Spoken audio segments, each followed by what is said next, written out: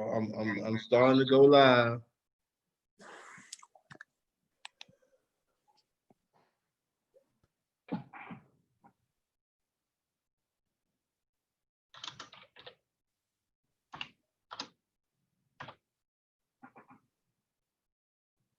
All right, so I'm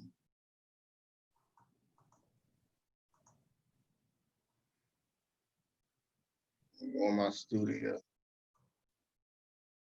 I gotta go in the studio to make sure.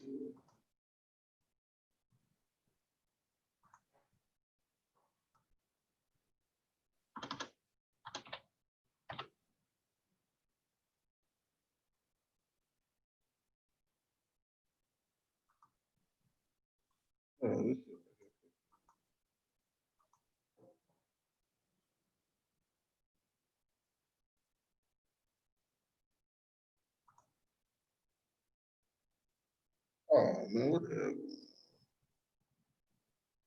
Oh, hold on. I done some ass backwards. Let me just close this and try it all over again. My head in the game, coach.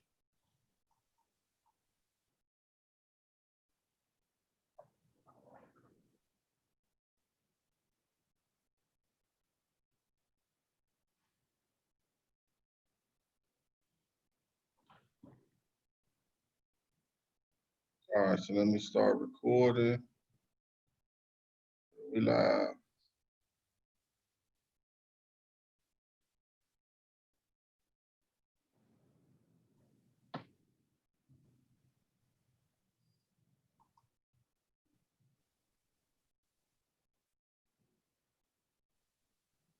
Peace and Black Power, everybody. I want to welcome you to another NCRBGZ Productions.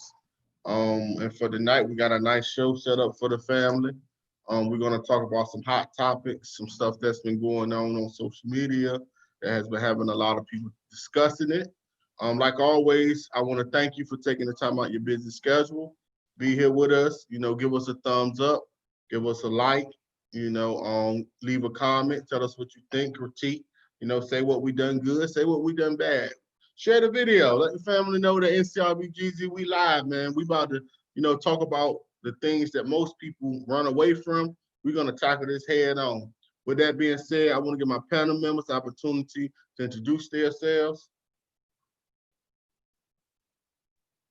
Hey, peace, family. It's your brother in the back, Kafafreye Amunreye. I'm just a student teacher, Sabian student teacher of His Excellency, Dr. Malachi Z.K. York. And I'm just glad to be a part of the discussion. We got a couple of things we want to touch on tonight.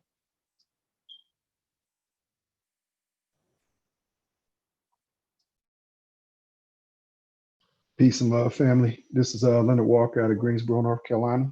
You guys have heard me before. I am the president of the Descendants of American Slaves Political Action Committee.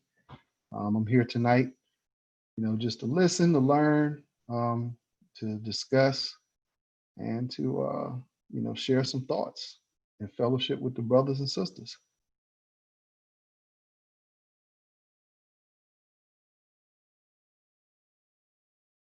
Peace, it's your brother Neb Unk, coming in to chime in, listen and learn. Hope everybody in the world that's listening is doing fine. Hope y'all doing all right, take care of y'all family, everybody's safe. Not pass the mic.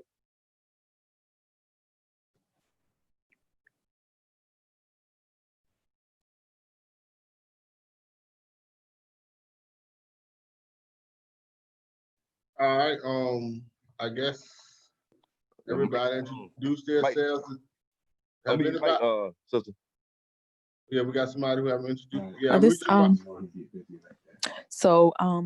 is your healthy realtor Fawn Whitehurst out of Virginia. I believe in holistic natural remedies as far as healing physically, mentally, and also in group economics in the melanated community. And I'm here to listen and also provide any information from my area of expertise.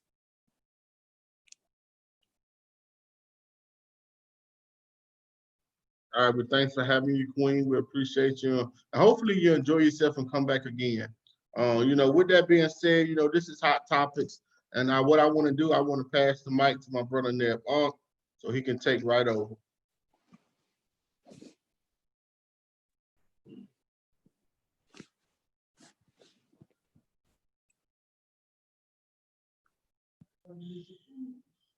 Hey, brother Neb, can you hear me?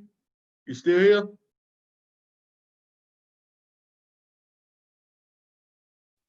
Do you hear me? Oh yeah, we hear you right now. Okay. Talking about Joe Biden, first topic. He has spewed out some more crap about talking about black people don't have no culture. I know y'all pretty much heard about that by now. He already said a month ago on the Breakfast Club talking about you want black if you didn't vote for him. So how y'all feel about? Do y'all heard about the new news about Joe Biden? Anybody? Yes. Yes. Could you break it down more in Wouldn't be detail able for to me? wouldn't be able to break it down, but the brother's a pedophile. Well, I'm sorry. The the evil individual is a pedophile. And it's visually, you can see the visuals of it. It's too many visuals of him inappropriately touching children. So he definitely won't be able to represent me and mine. Right. I'm with you on that 100%. I agree with you on that.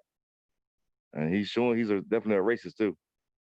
I am baffled at the number of people that feel like that they have no choice but to vote for someone that would be harmful to their children. That baffles me. I can't.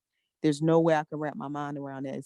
It's toxic and it's unhealthy for someone to even try to justify any part of that, because it was a judge that recently just gave a young man, Caucasian man, 8 years for molesting 28 kindergartners. And that to me would have been someone that Joe Biden was a friend with, which means that that's all he's going to put in power in these systems. So now our children are under attack, and we were already under attack. Wow. Sick. Wow. Do y'all hear me? Yeah, we can hear you. Okay. Yeah, we got He's definitely a mess.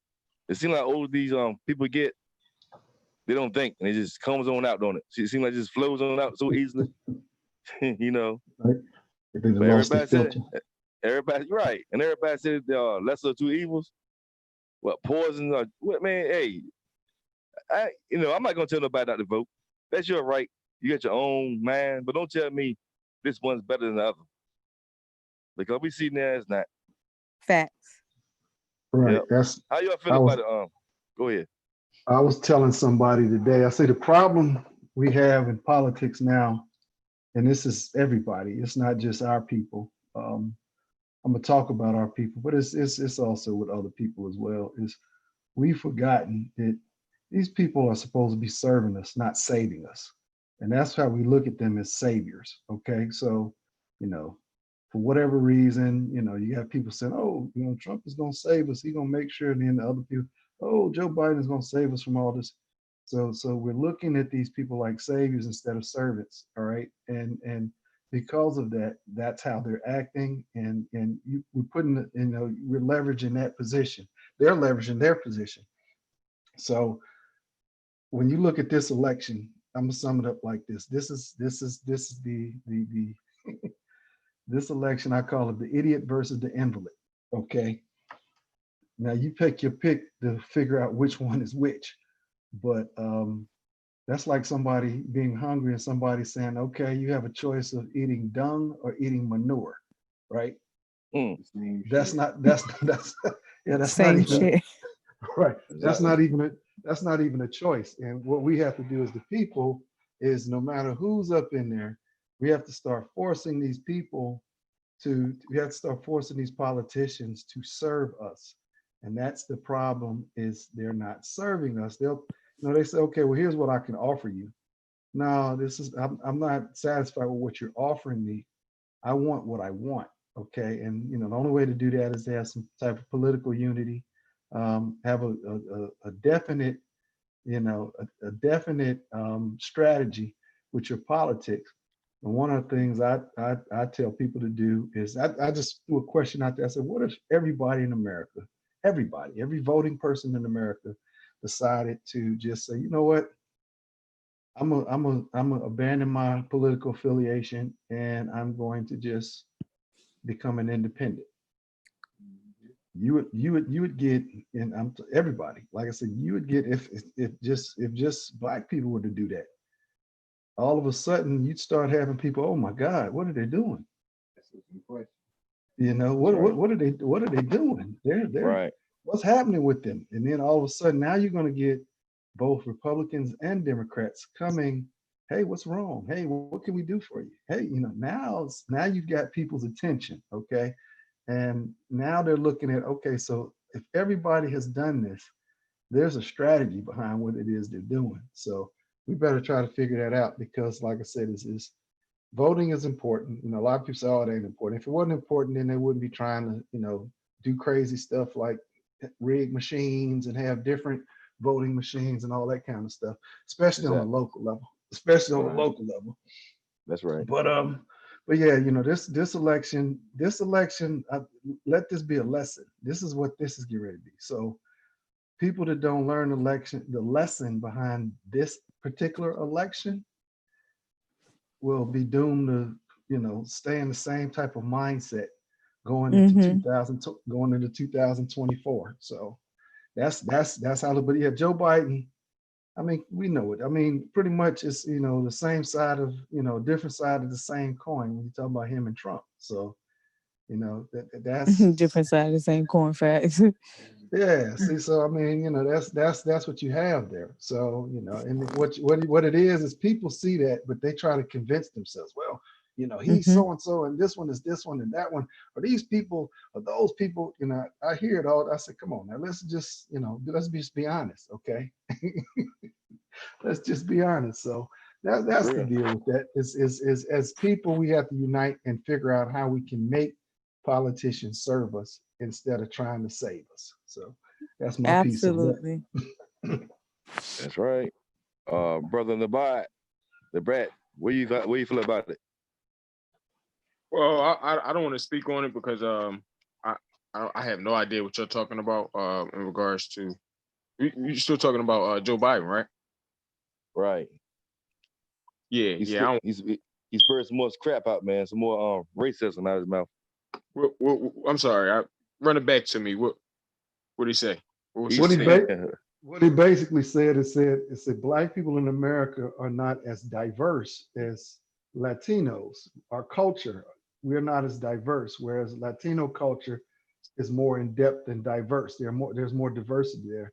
And that's just an outright lie because there's studies that have shown that black people are the most diverse people on the planet when it comes to culture, languages, all True. types of things. See, True.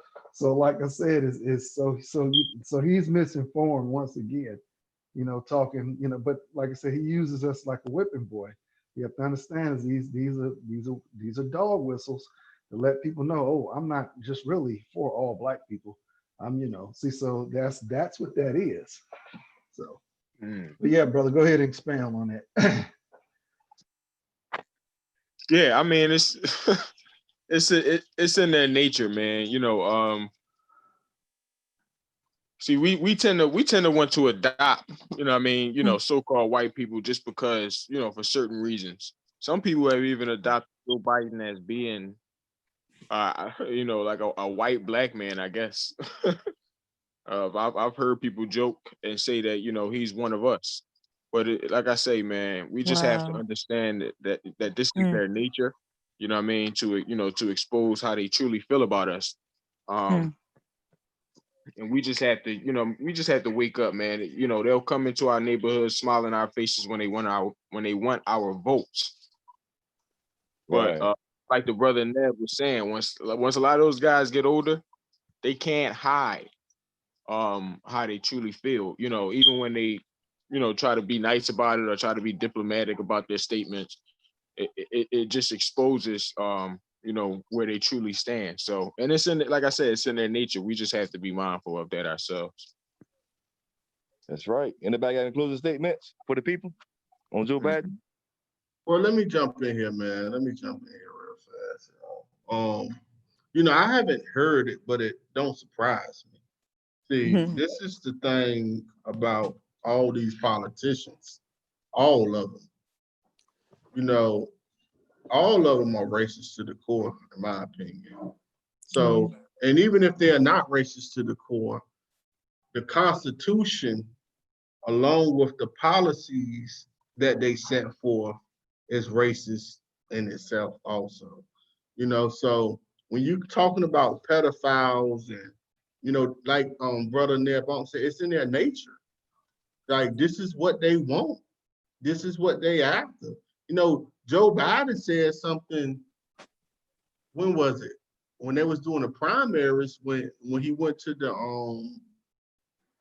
transsexual community, that had me said I knew when he said this that I won't vote for him. When he said that he think that transgender people can decide if they think they're a man and they're a woman, he said that they should be able to decide what prison they want to go to. So he said basically what he said was this: if you are a woman, but you had a sex change, or you think you're a man, but you're actually a woman, that you should be able to go to a man prison. And if you a man that think you a woman, you should be able to go to a female prison. This is what he was talking about. And I said to myself, you let a woman go to prison and she thinks she a man all she want to. When she get behind the walls, Won't be a man no more. she and listen, you let a man go to an all female prison and that he can think he the gayest man all he want to. Yeah. He gonna be in there raping them women, bro. No, I mean, they gonna be raping him. Shit, they gonna be raping him. listen, it's Yeah. studies of this that happened in Europe where they had this man who said identified as a woman and went to prison. Oh, that nigga! I mean, with that masculinity came up out of him, he was raping the mess out of them women in there. He was raping them, and so you can. And then if that's the case, anybody can say that and Thank go you. and make a decision on where they want to go. It's definitely a mental But illness. see, this is the bigger dynamic. Once you start that with prisons, where else can you go with it? Oh, now you can decide what prison you go to. Where else you gonna go to? You know what I'm saying? The prison is like we say, okay, the prison for the criminals. But what about when it comes to everyday life? How far are you gonna take this? You get what I'm saying? So like, Bathrooms, yeah. yeah, see, when you start talking about this trans, what not trans, this what's this identity thing they be calling it now? Where a 5-year-old girl can say she in the body, she 5 years old, but she got the mind of a 60-year-old woman. And you Right. can have a 61-year-old man that's saying that he has the mind of a 5-year-old boy. And you can, and I forgot what is it called. It's not trans, it's it'll come to me while y'all talking, I'll bring it up. And so you can have a 61-year-old man saying that he had the mind of a 5-year-old boy dating a 5-year-old girl who says she got the mind of a 61-year-old woman. This is when they coming up with all this different identity mess. Where they what's on the Dwayne Wade's son? What's that word they call him? Can't keep up with them, man. All these damn. No, but I'm Titles. saying it's one word, but it got so many different things you can put to the end of it.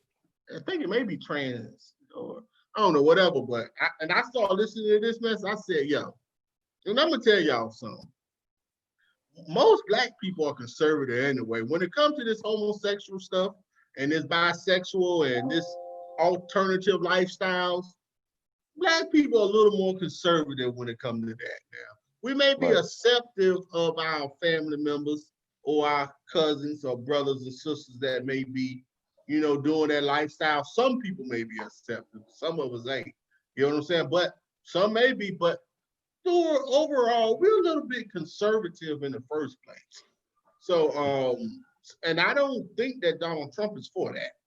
See, everybody want to talk about what Donald Trump is, right? He's a racist. He's a bigot. But they don't want to talk about what Donald Trump is not. And see, this is where the conversation goes sideways when you talk to black people, because they can tell you all day what Donald Trump is. But when you say, well, guess what? He's not for pedophiles. He be kind of quiet, right? Yeah, you know, they want to get quiet when you talk to black people about what Donald Trump is not for. But they can talk about what he is all day, but when you start talking about what this man is not for, then we got to be quiet because they not for themselves. So, but he just don't look like a president. Who fucking cares how you look? He just sounds dumb. Who cares if he can't speak proper English? Right. I don't care. Right. I don't care. I really don't care. I care about the policies that this person is going to put forth or fight for. Facts. That's what I care about. But let me be quiet. Y'all go ahead. And the closing statements on Joe Biden and this BS. Yeah, I'm gonna close it on this. Like I said, it's people need to learn a lesson, start paying attention, because the question we have to ask is we can't really determine, you know, who our politicians are going to be, but we can determine what they're going to do for us. And that's the more important thing, is what are you going to do for me for my vote? How do we leverage that power? Yeah. You know, and when you can leverage that power, it don't matter who it is. No matter whatever deal, no matter who's in office, all right, it could be a one-eyed, one-horn flying purple people eater. And if they're gonna do something for black folks, because we have leveraged our power to get them to do something, all right, you know, to deliver on what it is we want, at the end of the day, it don't matter. We end up being better off. So that's the lesson we need to learn out of this. How do we make ourselves better off with the choices we have? Yeah. Mm-hmm. Yep. And they add on Sister Fawn. So I think that in order to speak the language of the European like the systems that they have, all they care about are dollars. Right. And I think that from the conditioning of religion, it stems over to politics. It stems over to people believing that they have to trust a doctor with their body, or trust a politician with making sure that their kids are going to learn, you know, their culture or their history in school. So I just really I believe in unplugging from Biden and whoever else is running. I'm not saying don't vote. I'm not saying because, you know, on the smaller scale elections, I think those are the most important. But when it comes to the representation or the face of the president, we shouldn't put so much weight, and we should be more focused on unifying as a people and educating ourselves financially, so we can talk that language when you do go in front of saying, okay, you're going to represent us. And, you know, and be unapologetic about maybe adding on a third party. You got Republicans and Democrats. We're add on another one. Why is it only two parties? Right. And then realizing and understanding that they all at the same goddamn party. If I walk in the party, you walk in the party, you a blood, you a crip, we still at the same party. We eating dinner together. We walking out, we just going separate ways. They all, you know, they got a secret society. So we need to have one too. We need to be unapologetic about it. That's right. So Brother in the back. That's right. The back, you got anything to say about that? No closing statements. Well, all I got to say, y'all was right. And y'all just took the words out of my mouth, so we can move on to the next subject. Well, all this week long, I've been catching flack on Facebook, and I'm pretty sure y'all been seeing it on y'all page about Beyonce and that horns that she had on her head. That we have a whole lot of people that's religious is dogging that. I ain't gonna say not to defend her, because I'm not I'm not worshiping idols, idol worship or anything. But people dogging our culture, and I'm all about defending the culture, our culture. You know what I mean? And Absolutely. right. So not hating on Beyonce. Get that money. You know what whatever. That's neither here or there. But anybody want to speak on that about the misconception of the symbolism? Everybody call it devil worship, Satanism. Anybody want to break it down? Yeah, we could touch on a few different things. What people need to do is our people, because this doesn't necessarily apply to everyone. It regards it's in regards to our history and our culture or cultural expression as descendants of Africa, even here in Native American. So when we're looking at that particular image that we saw by Beyonce, the majority of the people that commented on that,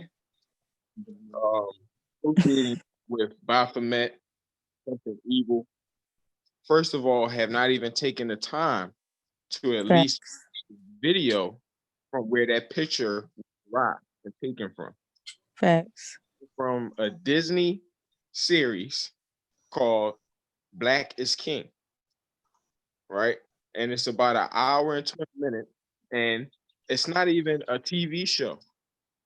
It's a series of videos um, put together by Beyonce, the majority of which, if I'm not mistaken, was on the African continent, and it's in collaboration with various African artists that are prominent in the world today, whether it's in Africa and as we've been hearing on the radio, we've been hearing a lot more Afrocentric, Afro beats, different African influenced music that the artists here in America have been collaborating with over the past, like, let's say 2 years.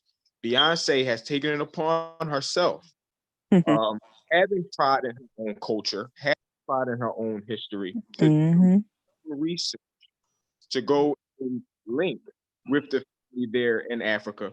And if y'all take the time to simply make a Disney account, because the majority of the people who, doing this slander have not watched the video and also studied their own history in regards to ancient Egypt, where this particular scenery and imagery was derived from.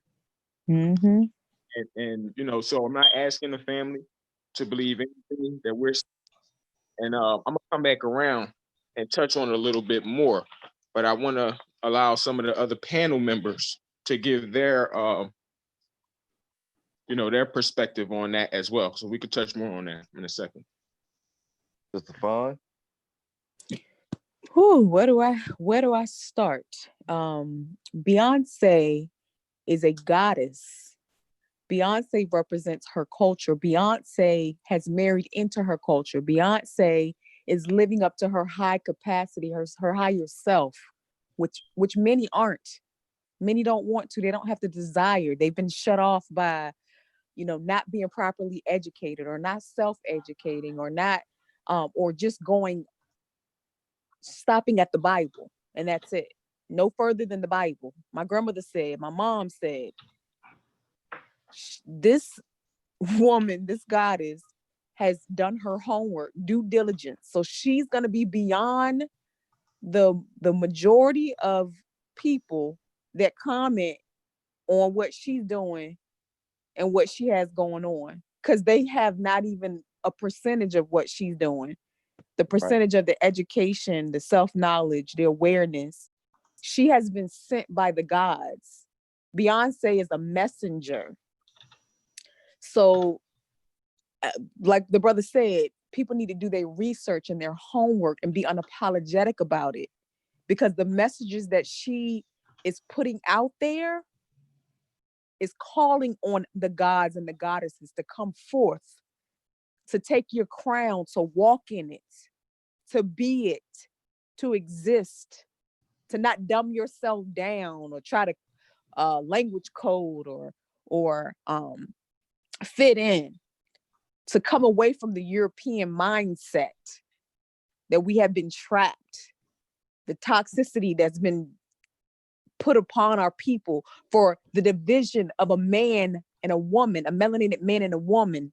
And that goes back to the child support system, the welfare system, all these systematic systems, the news, social media. Look at the black man, he's bad, having us to believe these images of our own fathers and our brothers and our uncles of being lesser than. She is a messenger. She is a goddess. She's sent. And if people's third eyes are open, they will get that message. And I dare and I challenge anybody to go back and listen to the lyrics of these songs that she's putting out. Now she's covered because she's gonna have a lot of haters. She's covered. Nobody can touch her. You're not gonna get close to her because the rituals, the spells and stuff that take place that people want to call voodoo, it's not voodoo. That's part of your power. That's your gifts. That's your energy. When we walk out to the sun, we get energized. Right. We're the sun. We're the moon. We are the original Aboriginals. We are the original people. So the original people are gonna have the better tasting food and gonna be able to dance. Like, listen to the lyrics of her song. She's telling you right there, walk in it, own it. You're powerful. We are better together. You and your husband, you and your brother, you and your dad, better together. We birth nothing but kings. Without us, the world wouldn't have no flavor. Melanated people, we are the flavor. And this woman is giving it to us unapologetically. And she's pretty much so confident, and her skin is so thick enough. So I tip my crown off to this woman to be able to step away from all the negativity that's coming against her, because she took the time out to research, and people not gonna catch up until 5 or 10 years later. And she's saying all to even us on this line. I know a lot of us is a catalyst to our family. Majority of us are. We connect to one another because we can't connect with our family in that same manner. But 5 or 10 years later, our family come back and say, oh, you guys were right. It does make sense not to celebrate a holiday that's going to break your pockets and make me have 4 or 5 jobs just so my kids can have a pair of Jordans. Oh, you guys were right. But of course, we got all the backlash and all the negativity that came with it. And Beyonce saying, it is okay, people. I'm here with you. All the catalysts that's in your family, I'm with you. I might not be able to touch you, see you, but the spirit and the energy, she's saying, go for it. In her videos, she visualized and expressed how the melanated woman and man is beautiful and unified together. You don't see her with a whole bunch of Caucasian people in these videos that she's been putting out lately. She's giving the business to us. She's saying it is time to rise. It's been time to rise. She calling everybody forth, your angels that you were born with, your ancestry angels. Talk to the moon, to the sun. This woman is a goddess. I can go on and on about her because I like I said, I tip my hat off to her, and she motivates me. She inspires me. And if people ain't doing that for you, ain't no point in you even going back and forth with them, because they ain't got nothing for you. They ain't doing nothing with themselves. That's all I'm gonna say. And you know what? Being saying all that, you're so right. A whole lot of people talking about I can't listen to her lately. She's too dark. She's too dark. What you mean she's too dark? But they can listen to these mama rappers though. They can listen to all this crazy mess, right? That ain't too dark. She's too rich for him. She's too rich. It's a richness. Y'all want to know what's funny? Where do light come from? Woman. What are you talking about? You talking about human life? Or what are we talking about? I said, where do light come from? Oh, you said light. L-I-G-H-T? Yeah, where do light come from? Well, A spark of energy of light comes from radiation. When we dealing with But you can't have light without particles. darkness. Or darkness, right? That's right. right, Exactly. right. Comes from- Light comes from the darkness. That's right. Well, the sun is black. Yeah. Fact. The sun is in actuality.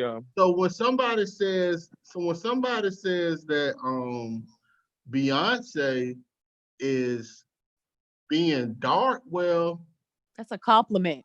yes, that's my point at what I'm trying to get at. See, Mhm. our psychology is so messed up Fact. as people here in the hills of America that things that are good for us, we say is bad for us.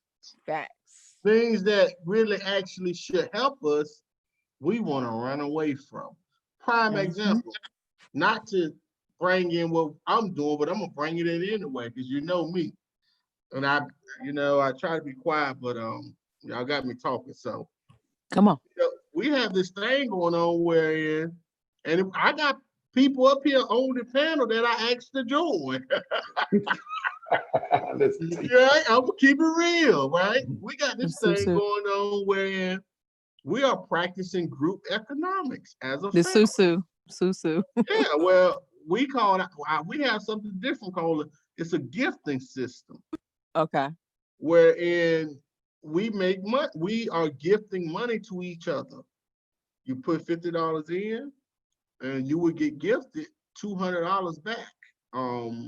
But we changed our system so it don't take as long. But you tell people that all day, hey man, look, got a gifting system.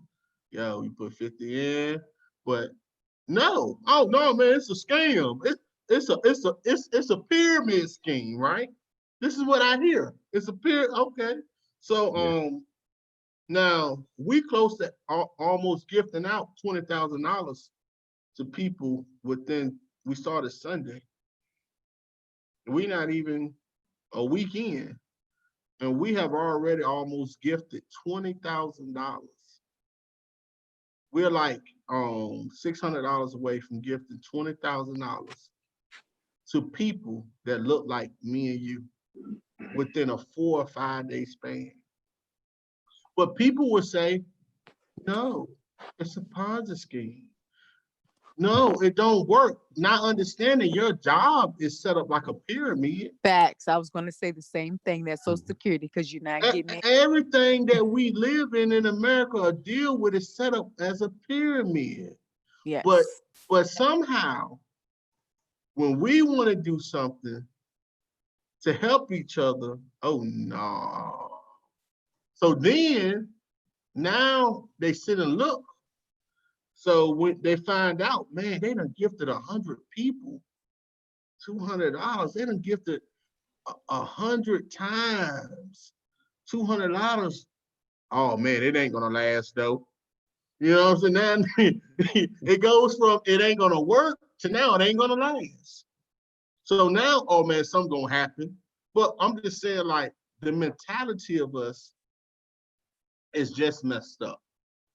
Because it's partly our fault, but it's also partly the way we've been raised and the system that we've been raised up in and how we've been raised in this world, that the way we think.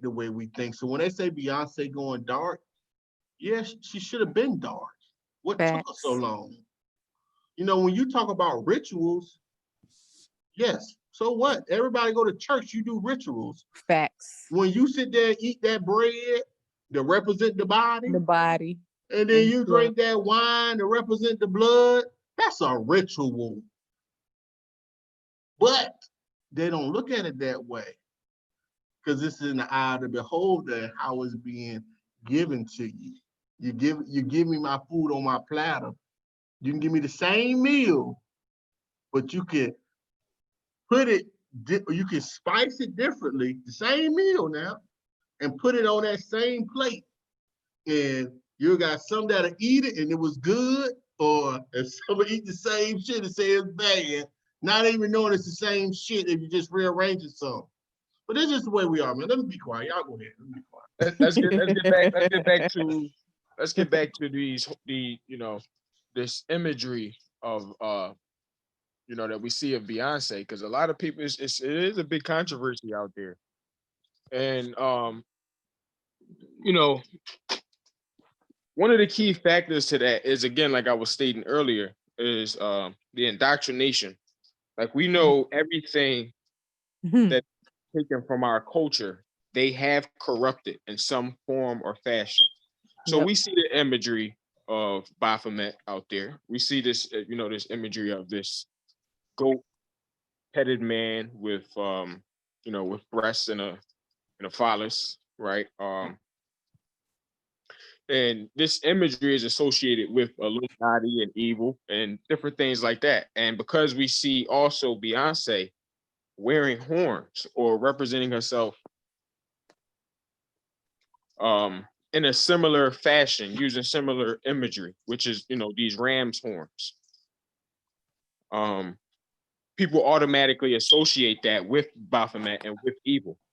But what we got to keep in mind is just what we stated, is that they have taken our culture, our ancient traditions, and have corrupted it and turned it into, made it into evil and fed it back to us. So now, when we look at our own culture, when we look at our own imagery, our own traditions, and I'm not referring to the Baphomet symbolism, I'm referring to the sister represented here, Beyonce, the goddess, right? And the words that our sister here just commented was beautiful. She actually spoke a lot of life, on the subject. The sister Beyonce is actually implementing our ancient culture, our ancient traditions, what we in our culture call wusabat. This is our ancient way of life. Some may call it a religion, and some may interpret it that way. We refer to it as a spiritual science, right? It's a scientific and a spiritual connection to the universe. And we can have a physical or a scientific reaction if Mhm. we link in to the spirits of our ancestors. So I'll give you a perfect. Facts.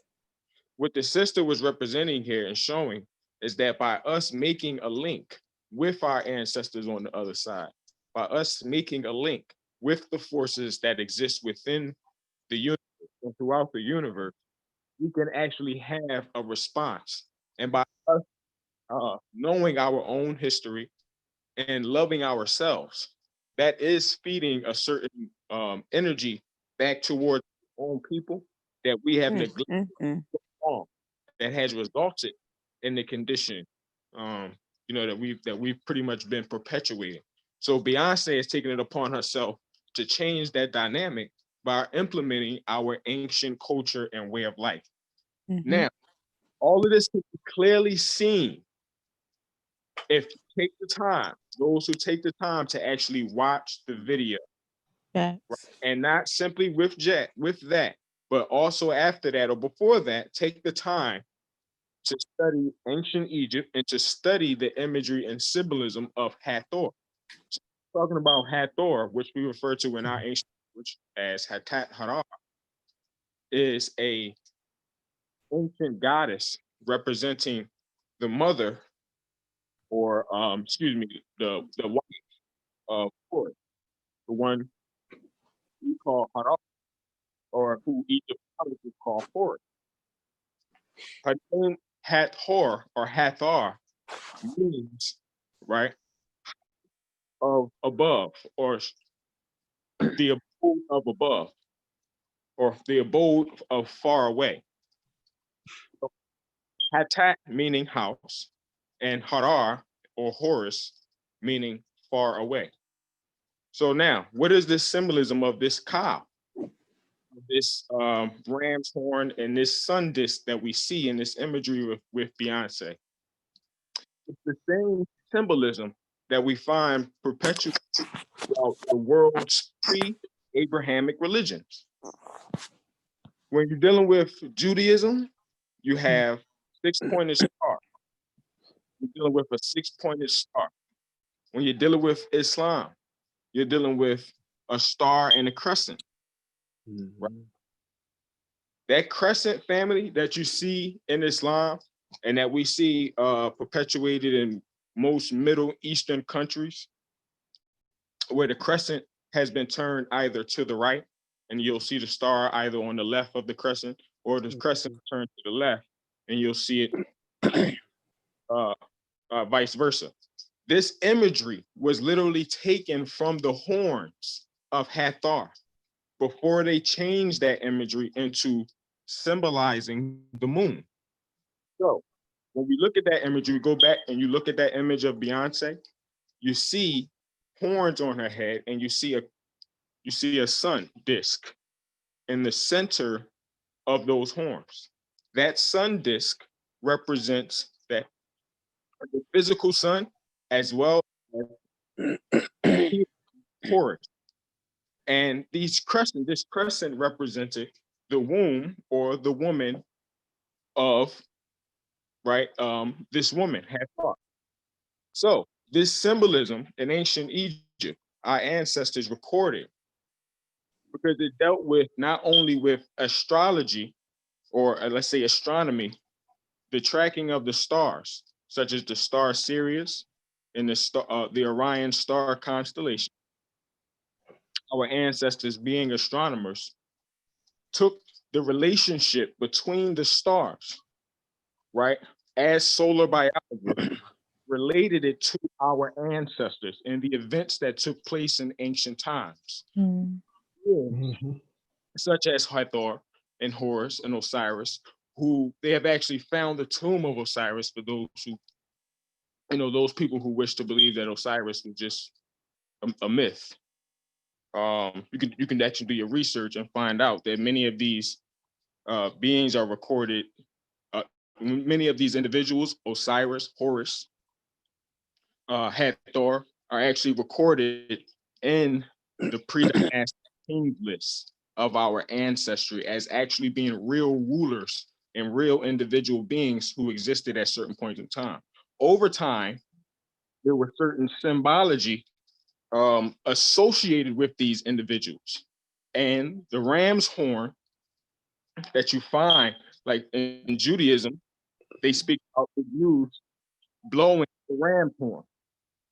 That blowing of the ram's horn being performed by the Israelites was actually taken out of Egypt, taken out of Nubia. In fact, family, I want everybody here, don't believe me, do your own research. In ancient Egypt was broken up between 42 nomes, or basically 42 sections, right? Dealing with 23 in Upper Egypt and 23 sections in Lower Egypt. When we go and study these different nomes in ancient Egypt, our ancestors would represent each section with symbols. So when we go into ancient Egypt, when we look at these symbols that represent the different sections, these different nomes that we call in our language, we call that, which just means a nome or a district. So each district had a certain symbol. And if we research what each of these symbols mean and we look them up, you'll actually find that the ram, right, and cow was represented as a symbol for many nomes in ancient Nubia, specifically, in ancient Napata, specifically, our ancient ancestors originated before moving up, or let's say moving down to Upper Egypt. So family, I know there's a lot of information and it's not expounding on everything, but it's giving you an introduction that this is our own symbology, it's our own traditions, it's our own culture that we have misunderstood over time and allowed foreigners to come in, take our stuff, and feed it back to us as being something evil.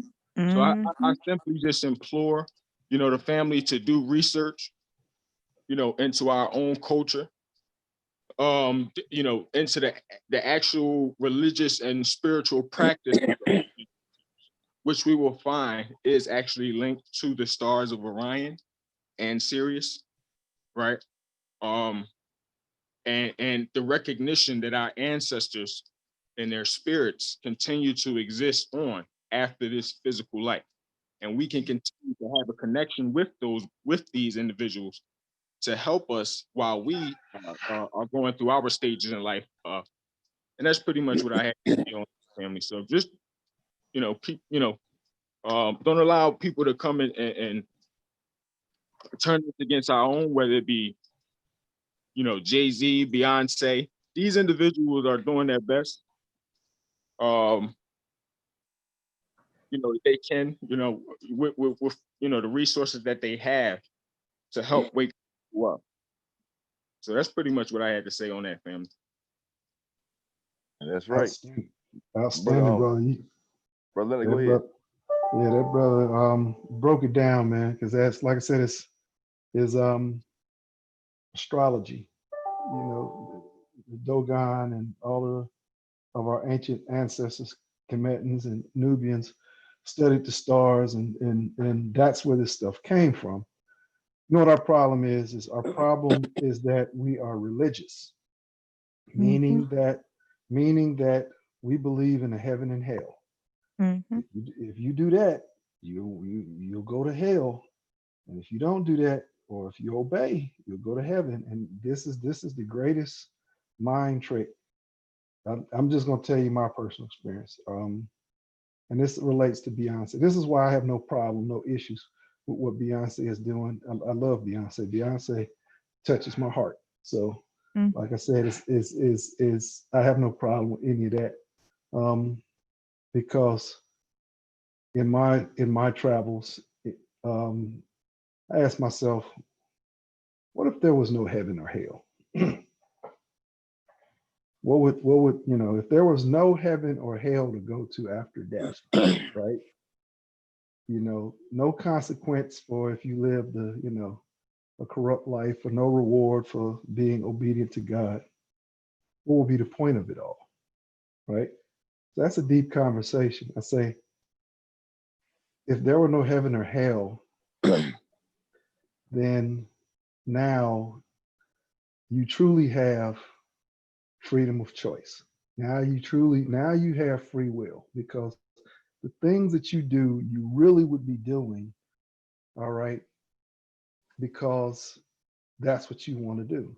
That's the choices you made. There's nothing guiding you saying, oh, I better do this, or I'm gonna go to see. So that's our problems. We're afraid. Oh, if I believe in Beyonce and I see all of that, I can't be doing this, because that's, if I like that, that means I'm gonna go to hell. I'm gonna be burning in hell. It's a trip about heaven and hell is you can't even conceive being tortured for eternity. You can't, because at what point does hell not become torturous? If you think about, if you went to hell, saying you was in the lake of fire, and you was burning, you screaming, oh, I'm burning, oh, my flesh, oh. So at what point do you say, okay, I done been through this, I done been through that, so now it doesn't bother me no more. Same thing with heaven. At what point does bliss no longer become bliss, right? Nothing about any of that in the universe makes logical sense. You can see everything, the universe, nothing is wasted, everything's recycled. I believe our life, this life that I live, is very unique, and it has a purpose in this moment in time. The energy that gives me animation and gives me divine intelligence, and the matter that my body is made up of, is purpose to be what it is now. And then when my time is over, it's over, and it gets repurposed somewhere else in the universe, in the whole universe, not just Earth, in the whole universe, because it's divine intelligence, right? So, like I said, is when we get beyond all of that, because that's spiritual to me. When you are living in fear, and people can, oh, you better not be watching Beyonce, because if you do that, or if you agree with that, you're gonna go to hell. These are the same people that say don't look at Beyonce, but the same people that read a horoscope. All right. And be like, oh, I'm this sign and I'm that sign. And it's the same people that do that kind of stuff, right? Divination and so like I said, is when you get beyond all of that, then you can start to, without fear, like the brother said, start to study and look and appreciate the beauty and the story behind and the symbolism behind all of this stuff. If I'm leaning toward any sort of religion or any sort of spirituality, I'm gonna say it's Vodou, because, like I said, it's learning about the Orisha, the Orishas that just spoke to me, right? But also at the same time, I've got my own thoughts, and then you know being in being a part of the ancestors, right? Being going with your ancestors, joining them, that sort of thing. That right there kind of speaks to me the most, right? And like I said, energy, but this whole, people are afraid, and that's the greatest. I don't want to cuss, but that's the greatest mind F there is. Okay. Here's the thing: is I was a Christian at one time. I was deeply in the church. I was a church superstar. Okay. I mean, you know, I was in the prison. I was in the prison doing prison ministry, teaching Sunday school. I was doing all of that, right? And my thing is it's not enough to believe. I got to know, right?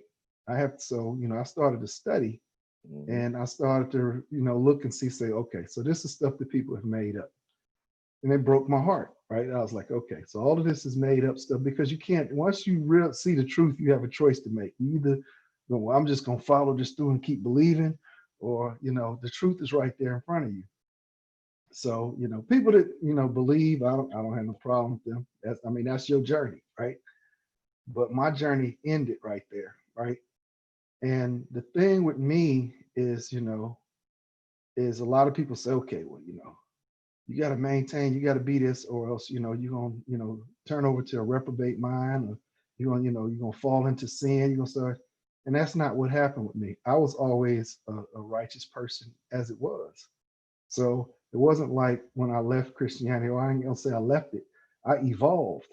So as I evolved away from religion, I did not lose my moral compass. Okay. If anything, it strengthened.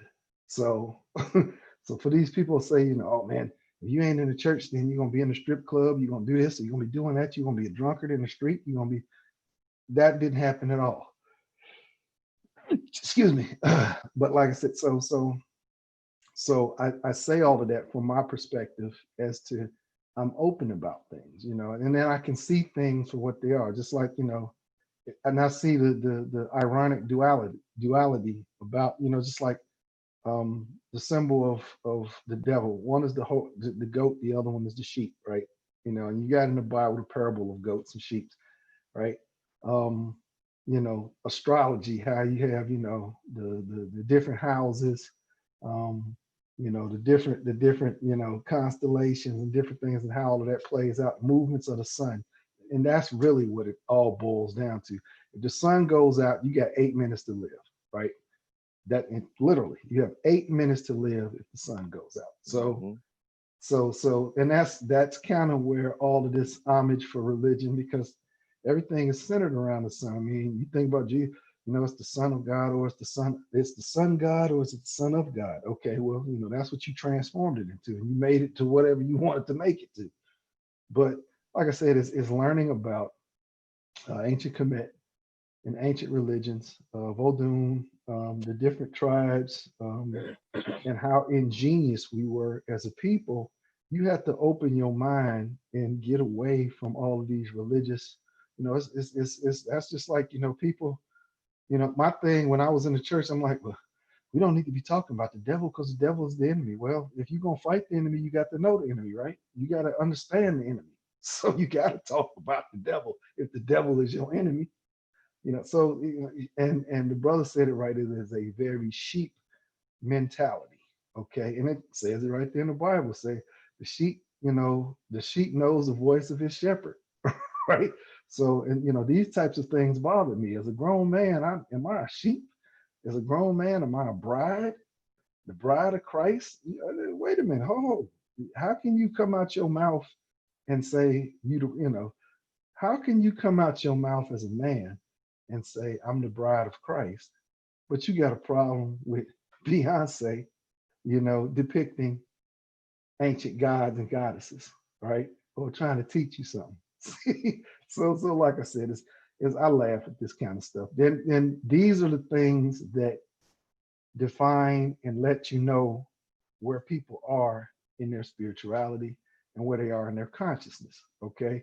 Because everybody say, oh yeah, I'm kind, I'm just a, then all of a sudden you get, oh, that's just so demonic. Oh, huh? What? Wait a minute. I thought you was on the square. Oh, you okay? So okay, all right. Now, oh no, all right. So now I see. So I know how to proceed forward when I have dealings with you now. So, and like I said, it's a growth process. It's what I've learned is people are in different stages and different places on their journey.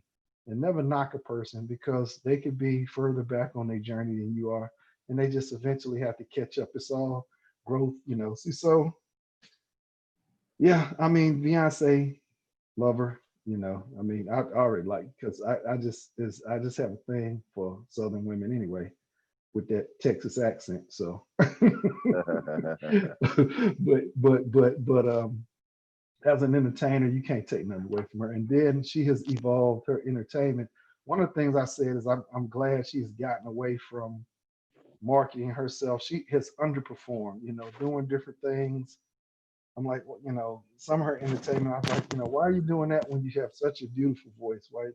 You're such a, great talent, but you have dumbed down your talent to reach a certain audience. And I know it's about the money and the paper reaching, See, so, but now she's to the point where, okay, so you know what, I'm gonna do what I want to do now, cool. And it's a process of getting there.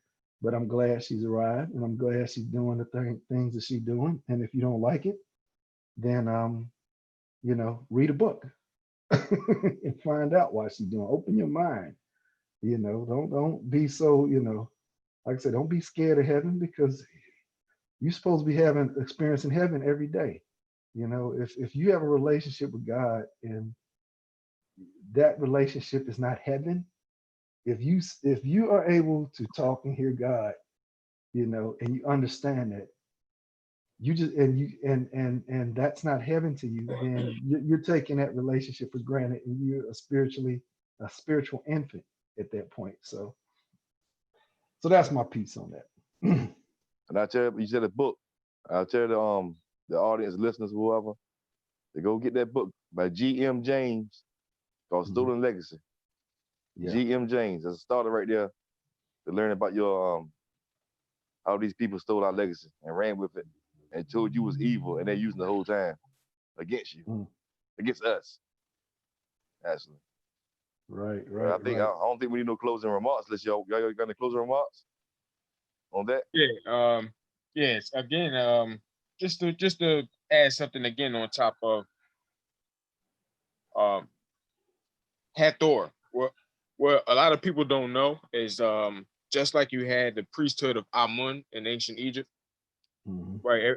From where they took the Levitical priests in the Torah. Because in the Torah, they actually, again, like I spoke on, they blow the ram's horn in the Hebrew tradition, and they actually spoke about how the ram's horn would be blown in the end times as well. Was taken from prophecies and rituals performed in ancient Egypt by the priesthood of Amun. Amun was again a deity or an ancestor of ours that was represented by a ram. When we say Amun, Amun would represent the setting sun, right? When we say Amun, it's a stage of the sun itself, or can be related to a stage of the sun itself. In the morning, you have Atum Ray, Yeah. right? Right. The rising sun.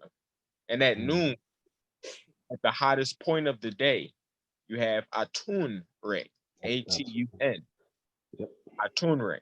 And then at the end of the day, you have Amun Ray. Amun Ray represented the ending of a cycle. And this is why in the three monotheistic religions, they say Amen at the end of their prayer.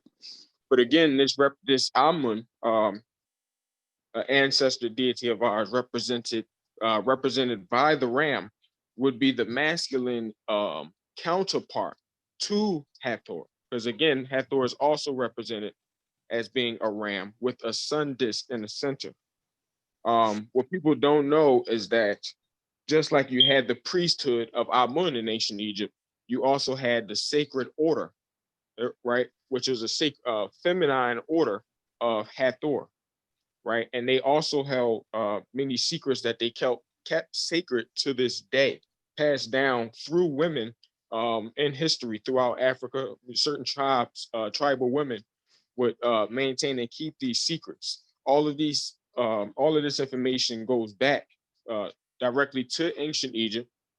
It can be found on the walls in the temple of Hathor, right, where we see the dendera. So I just want the family to just do more research on that. And again, when we speak about the order of Hathor and the priesthood of Amun, these are ancient orders of our ancestors, sacred orders, not secret orders, sacred order where secrets were kept sacred, right? But if you understand the distinction of what I'm telling you, there were certain mysteries and high knowledge that our ancestors will pass down to those worthy by way of these orders, and you had to be found worthy by passing through certain schools. There were many different schools that our ancestors would have. From adolescence, children would learn multiple languages. They would learn multiple different sciences. They would study nature itself. They would study the spiritual world and the connection that it has to them. And if found worthy, they will be revealed to other sacred orders, which today, modern Freemasonry, right? Modern day Freemasonry, which has been corrupted with many evil traditions, many things that do not stem from ancient Egypt. Nonetheless, modern day Freemasonry actually originated in ancient Egypt. The positive and agreeable studies, teachings, mysteries stem back to ancient Egypt. And there's an equivalent to the modern day Masonic craft of the brothers. It's called the Order of the Eastern Stars, right? Yeah. You notice how we say the Order of the Eastern Stars, Right. right? And we're talking about a star. Well, Mhm. that star, right, they say is related to 5 women in the Bible, but actually it's taken from Isis in ancient Egypt. Yeah. The sisterhood of Isis, which itself came out of the order of Hathor. So I know it could be a lot of what I'm telling y'all, family, but I'm trying to connect some dots so that we can see, right, how even today, these sacred orders, these secret orders, so-called Europeans practicing Freemasonry, right? And many of the other orders, such as the Rosicrucians, Mhm. Rose and the Cross, Mm. all of it, they know that all of this information is yours, family. They know that, all of these spiritual traditions and knowledge came from your ancestors. And this is what they have been keeping secret from us, right? By adopting it and replacing it with evil, actual evil practices such as, pentagram and worshiping, utilizing Ouija boards, not knowing how to utilize the spiritual world, yet contacting spirits in the spiritual world, you can get a negative effect. And this is exactly what has been happening with a lot of people who, try to pick up spiritual practices without a natural grounding, without an attachment to their own ancestors, without an attachment to their own tradition, their own cultures, and they go wrong. They become spiritually possessed, right? So that is not what we're talking about, family. That is not what Beyonce is practicing. Well, Exactly. you know, we are telling our people to wake up to your true power, wake up and understand that you are a spirit, you're not a flesh and blood being, that when you pass on or transition, the real you will continue to exist. Mhm. And that real you will still be in contact with this physical world by way of spirit and by way of soul and by way of your own bloodline descendants. And those are who you will help. Those are who you will guide if permitted to raise up to a higher spiritual level yourself and not be returned here. So that's pretty much what I had to say on that, family. Just do your research. This is our stuff. And yeah, that's what we had. Anybody else want to add to that? Sister Fawn?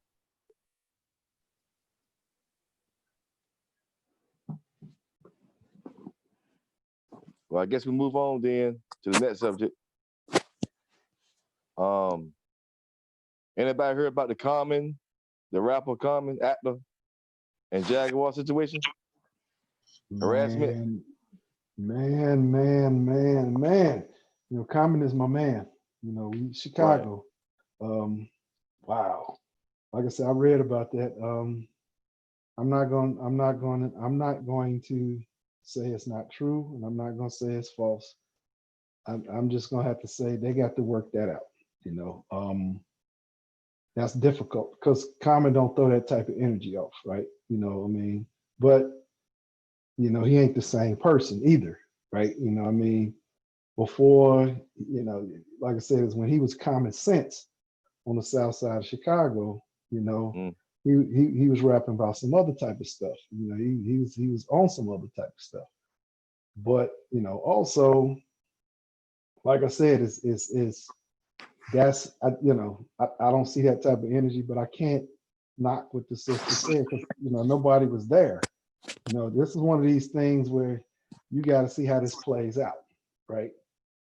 You got to see how it plays out and see where it goes, that sort of thing. You know, I hope the brother ain't, you know, trying to do nothing like that. You know, wasn't out there trying to, you know, push up on old girl and you know she's like, yo, you know, I'm not feeling that right now, and you just gonna just keep doing stuff anyway, right? You know, I don't know if the brother, you know, was drunk, and you sometimes you get under the influence, and you know, you'll do some stuff that you might regret, right? But like I said, is you know, that's a situation where, you know, I mean, a lot of people are like, oh, you hate and all you this, you that. You can't, you know, I'm not going to sit up here and try to, you know, I'm not going to sit up here and try to say, oh, well, you know, what's this sister's motivation? Nah, he ain't do that because I don't know. I wasn't there. You know, she was. She's telling her story, right? Is it possible? Yeah, it's possible, right? You know, you'd hate for it. You know, Common don't seem like that kind of dude, and you know, a lot of us, you know, who we were is not who we are. You know what I'm saying? I mean, who we were is that's a whole different lifetime ago, right? So, you know, he could be some, you know, another cat, you know, and those types of situations, you know, I just hope, you know, if you know, see for it to come out like this, you know, it's one of these situations where it came back on you, right? If that's true, you know. So I don't think he's commented on it, right? He, you know, he kind of that kind of thing. You got to craft your words carefully. And if I'm Common and I did something like that, you got to go to her and you got to be humble. You know, I mean, there's just it's no, you know, which she kind of, like I said, is she kind of, you know, she kind of dealt with it better than a whole lot of other women have in that type of situation. But you know what? But see, this goes back to one of the dirtiest secrets in our community, right? And that is you know the sexual harassment and sexual abuse of our sisters, right? And you'd be surprised, like you said, is to know that Common might have done something like that is surprising, okay? Right. But it's not unthinkable, right? You know, Right. now you got two Chicago brothers, you know, R. Kelly, R. Kelly was there with Ben Wilson. All right. I mean, if you ever seen the 30 for 30 special on Ben Wilson's Chicago legend, he's a basketball player that got killed as a teenager in his senior year. You know, R. Kelly was there, but then, you know, R. Kelly's doing all of this, you know, with these girls and buck wildness, and, you know, see, so that's something we as men have absolutely got to clean up. Okay. You know, and yeah, you know, you could get into the toxic masculinity type thing. Um, and that's very controversial because that kind of can be overplayed in a way. You know, obviously, if every sister, right, or most, I ain't gonna say every, let's just say most sisters, all right, within our community can tell you a story about some sort of harassment that has happened to them sexually, right? That's a problem. And that's a problem that we're not talking about or doing anything about, you know. And this is, you know, brothers, you got daughters. That's why you can't, you know, you can't be letting anybody just hang around, you know, even young, you know, young boys, all right? Or, you know, you got to keep everybody honest. The Right. same thing with sisters. Sisters, you know, if you ain't with your man and you with somebody else, you got a boyfriend, you got daughters, you know, you gotta, you know, you can't just bring him into your house right off the bat because, you know, one out of six cases of sexual harassment or sexual abuse or sexual rape, anything, whatever you want to call it, happens, you know, between a mother's boyfriend or acquaintance and the daughter. You know, so like I said, this is a deep conversation that we really avoid, you know. And like I said, Common's done this. I hate it for him, but this is the type of thing where you say, all right, okay, brothers, if Common can do this, right? How many more of us got skeletons in our closet? How many more of us, you know, got somebody we need to apologize to, right? Or somebody we need to make something right with, okay? Or how many more of us, you know, or how many sisters, you know, do we have to look at and say, damn, have they been through any type of experience that they're not talking about, right? You know, see, so that's probably one of the, you know, between mental health and sexual abuse is probably two of the hardest conversations that we got to come to grips with as a people within our community. You know, see, so like I said, it's I don't know what to think about that. You know, I'm not gonna take a side. I'm gonna wait for things to play out. But the bigger issue here is that, like I said, as you see, here's a situation where you got brothers and sisters or acquaintances, and you know the brother does something, sister say stop, and you know she wake up. Next thing you know, he's still trying to do some stuff, and even when I told you stop, right? You know that none of that is cool. So like I said, is that's something that we really got to have. I also heard some things about excuse me, I heard some things about what's the other brother named Talib Kweli? Yeah, He got some stuff going on too. It's like, what in the yeah, world's going on? You know? But See see, this, if I can jump in, fellas, see, this also goes back to culture and the way that we're being raised on another man's culture, and we're taking on their custom and ways, right? where we feel like we can dominate our women. Mhm.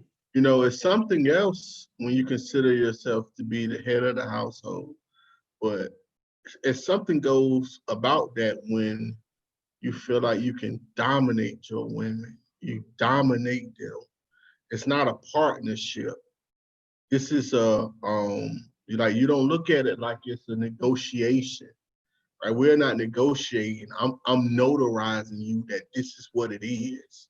That ain't how traditionally I believe that we dealt with our women. I think traditionally we dealt with our women with a form of a partnership, a union where we worked cohesively together, and it wasn't like you're my property. I have to dominate you. You're gonna give me what I want when I want it, regardless, even if it's your wife. Because I've heard of wives saying that, or girlfriends saying that their boyfriends or husbands have raped them.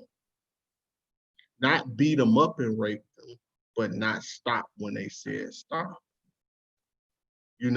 I've heard people say that. To be honest, I've had to stop myself. Not physically beating them up and raping them, but when a woman say no, she mean no. And we have to understand that. It's no longer, oh, you just saying that, No, she said no. Just have to understand it just means no. But this is a part of a culture that we're in where we feel like we dominate our women. Our women are our possession, our possession. We possess them like they're ours. And how many times, your girl, you mine. You mine. Ain't nobody else getting that, you mine. You know what I'm saying? But Yeah, I think we don't say it like that, but I know what you say. yeah, you know what I'm saying? I'm switching it up, but Right. you know what I'm saying? But what I'm saying is like we have to get back to honoring our women. When you honor your woman and you put your woman in her rightful place, you're not gonna treat her that way. You're gonna treat her with that utmost respect because she's gonna give you that same type of respect back. But we have to get out of this mindset that we are currently in. And it goes both ways. It's not just men. You have some women that are just completely submissive now because they've been broken, so they just completely submit. And I don't think it's okay to have a submissive woman in certain areas, but just completely submissive like that, I don't know. I don't see it, man. And I think we have to get back to getting in balance. Everything is about balance. I think we all balance, and we have to get back balance. And that's just my piece on that. And actually, I haven't heard anything about the Common situation. It wouldn't surprise me, just not because of the person Common, who he is, but because of our culture that we are in right now. The culture that we're in, and the way when we be, sometimes somebody say no, we think they joking. Because some women ain't mean with their no. If you're a big superstar, Common, well known, and you pushing up on the shorty, but she really not feeling you like that, but she don't give you that cold shoulder like, you know what I'm saying? Because you who you are, so they're a little nice with and you like, nah, you feeling me. You know what I'm saying? You in your own mind. But I just say it just don't surprise me because in the era that we in right now, in the time that we in, don't too much of nothing surprise me right there. Well, on to the next subject. Y'all heard about Zimbabwe? Or was it one of them countries in Africa that gave reparations to the white farmers? Yeah, Zimbabwe. That's that. So it's something behind that. It's got to be because like I said, is and this is what's sad about many of our African nations is that, and it's coming up because things are getting better. Africans are starting to unite. I mean, I deal with a lot of brothers out of Ghana, and these brothers are hungry to try to get things going and hook up and connect and try to hey, let's make it happen. Let's make some business happen. What do you think? How can we make, our nation more profitable? How can I make myself more profitable? How can I, how can we do this? And many of these countries, what they've done to Africa has always been a commodity-based economy, right?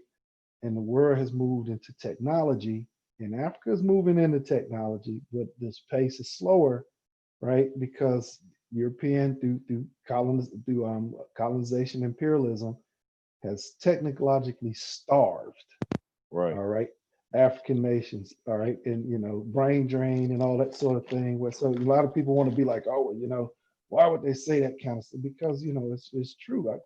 I used to go to a doctor. The doctor's from Nigeria. Okay, the brother, he was good, but he's in America. He's making his money here now. He could be sending money back, right? But this is where it is. All right, this is where the schools are. This is where you make your money. This is where you can make your fortune. So, and it's not like that in many African nations because, like I said, they've been technologically starved.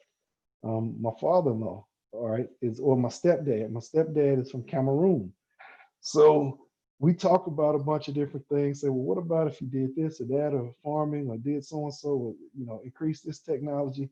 I'm gonna tell you what Africa is really ripe for. Africa is really, really ripe for green technology, green energy, all of that. Somebody, if you just had, I think there are labs and different things that are happening. See, you don't hear a lot about that because they want you to think that Africans is living in huts and all that kind of stuff, swinging from trees.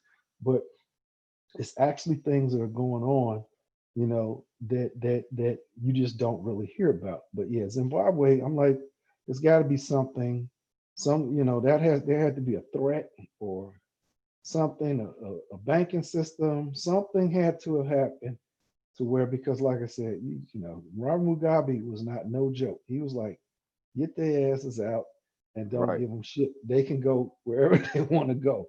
Well, now that he didn't pass, and you got somebody else in charge. Now okay, well, we got to give billions of dollars, in which the currency in Zimbabwe had been devalued so much. I think we was talking about that crypto, the GAM. It was like 0.00000 satoshis, like a fraction of a penny, a micro fraction of a penny. That's how their currency was, right? So how do you go from that to all of a sudden being able to get these people, okay, well, you get reparations for the farms that we had to kick you off of. Wait a minute now, but that goes back to sovereign people, being sovereign and in a global community, because that's the thing is Zimbabwe wants to be part of a global community, and the global community said, hey, listen, you violated the rights of these people. These are sovereign people, so you're gonna have to do something. And they're not in a position to say, you know what, screw you. But and this is another big issue for African nations is Zimbabwe has got to have the backing of Uganda, of Kenya, of Zambia, of Tanzania, of South Africa. See, so if Zimbabwe is having some issues with something, then the surrounding nations got to be like, hey, we need to help our fellow countrymen out. All right, our fellow nation men, continent men out. Right? Yeah, okay, we're not of the same tribe, but we got to, we got to come together because over these hundreds of years, obviously we have the same threat, the common threat. They don't see the differences between us. We only do, right? So that you have to have some sort of response, all right, from somewhere else. If somebody invades, say no. Let's get the special forces from Nigeria over there right now, because that's not happening to Kenya, or that's not happening to over here, over there, because we have to be one united continent. And I know that's what they're trying to get to. And it's difficult because, like I said, it's in the north, you still got the Berbers and all these other types of foreigners and people, the Mediterranean people. In South Africa, you still got the Dutch Boers and you know, see, so the country's kind of divided up, you know, and they continue to keep it like that by, you know, getting these leaders up in there that, you know, pimp the poverty of their nation. You know, you see all these pictures and everything, you know, that's just poverty pimping right there. So it's, you know, but you know, it's not all doom and gloom. It's not all bad because, you know, like I said, Africa's creating cars, they're creating, you know, different technology. You look at some of these world commercials and you look and see, say, hey, you know, African nations are on the move. It's just the pace is slower. And that's kind of the good thing is one thing you could say about us as a people, and this is worldwide, all people of African descent, is in modern times, we have never really experienced a industrial age on our own. Okay, it's always been, you know, somebody else's technology or whatever, or somebody aiding us, or we, you know, giving, you know, part of the country over to this group of people so they could do whatever, and it benefits, you know. So we as a people we've never gone through an industrial age, right? An industrial revolution. And now we're in the information age, and we're just now getting into a manufacturing industrial age and information age at the same time. But like I said, it's Africa's right for green energy. Africa's right to be able to feed the world. Like I said, you talking about a continent that's self-sustained. There is no other continent on the planet that is self-sustained. Africa does not need to trade with anybody. You know, so you know, this Zimbabwe thing, boy, that I read about that and I just shook my head. I was like, come on now. But you know, like I said, it's things, it's other things behind that. It's happening. It's forcing that government to, you know, make reparations to these people, to these farmers. So See, this the thing, man. Over here in America, we know the job the white man done to us here. But mhm, for some odd reason, we don't understand that they've been doing a job to the brothers and sisters on the continent too. right. See, for some, and that's what we have to realize. While they've been brainwashing us over here, they've been doing the same thing to them. Do you understand? They split them up in different European countries had control over different parts of Africa. Still do. And so now Mhm, their currency is based upon these European countries. You have people in Ghana speaking French because mhm, the France was the ones that was controlling their areas. So you have that's going on over there. They still in major debt over there to these mhm, European countries. Now, so now that the glory days are coming, but we gotta understand this beast has already been planning for these. They got special ops all over Africa. They yeah, got double agents all over Africa. You talk about Ghana? Listen, I love Ghana. But trust me when I tell you, they are all implanted. They have people that have been staying in these countries 10, 15 years, embedded in the people, but they are double agents, man. And their whole job is to make sure nothing productive on a large scale gets done without quelling it, right, without stumping it out, right. because they understand the power of us and them connected. You think they don't know this? Do you think that the government really don't know that if African Americans and Africans they always been worried about us connecting with our brothers and sisters on the continent.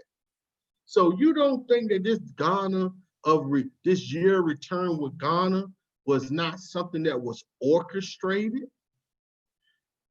Or we really don't think that? Why you think that? Why do you think the United States got a base in Ghana? Mhm. African. Yep. Do you Of course, know? man. Of course. Obama back there But do behind you that. know Obama opened the continent back up for America? Mhm. Do you Right. know that part of the reason Ghana had that year of return was because they put that base there? That was part of their agreement for Ghana. They don't have their own, like they got a military base there for a foreign country. Yeah. And guess who be training? Guess what a lot of the Ghanaian military officers be wanting to get to? That American base. Fort Bragg. They doing the training. Yep. So when you see that they had a Black Lives Matter protest in Ghana, Right. and There they you go. got broke up by the police started shooting in the air and beating people up at a Black Lives Matter protest, and all the police are African. Yeah. And anytime they have a Black Lives Matter protest in Ghana and the police quell the protests and start shooting up in the air and attacking their own citizens in Ghana, what do you, it's already there. That right there was enough to tell me I love Ghana, but they have adopted this European constitution. They have adopted this European concept of law and order. You and heard about that? allow the police officers to say, you want to know why they quailed that? Because the police chief said that they wasn't made aware. So they wasn't able to provide adequate security so you're not able to provide adequate security. So your way of shutting it down is get your police officers to shoot up in the air and beat the citizens. Don't that sound like American police? Don't that sound like America? That if you want to do something, you have to get a permit to do it. If you want to have a march, if you want to have a protest, you have to get permits, man. And what do the police say? Because I apply for the permits, so I know this. What did the police say when you apply for? Yeah, you have to get permission so we can make sure that we can secure you. We can make sure Mhm. that it's safe. This is what Right. our police tell us here. They're telling them the same thing on the continent. So what does that mean? Sound like it to me. They My are thing, they done adopted it. So they have a my, because see they see America the I won't say adopted it. I would say being indoctrinated by it, and okay, I agree with that. because it's one thing to adopt it. It's another thing for it to be like, let's put it like this: America, just like Liberia. Well, many people don't know Liberia was established Mm-hmm. by America and European countries for Africans to be able to go back to. They call it Liberia, right? As in like liberty, like Mhm. freedom, right? But what many people don't know is that entire governmental and political system was given to them when the country was set up. Meaning they didn't just give them their land and say, okay, govern yourselves, create your own laws, create your own political system. No, they actually gave them their political system that they now have in Liberia. So as we look, I'm just using as another example. When we look at Liberia, for example, a primary example, we look at the economic um, stability and levels in Liberia. We see it's a lot of poverty, but we also see that that's one of the closest African countries that's linked to America. America sends Liberia money every year. Mm.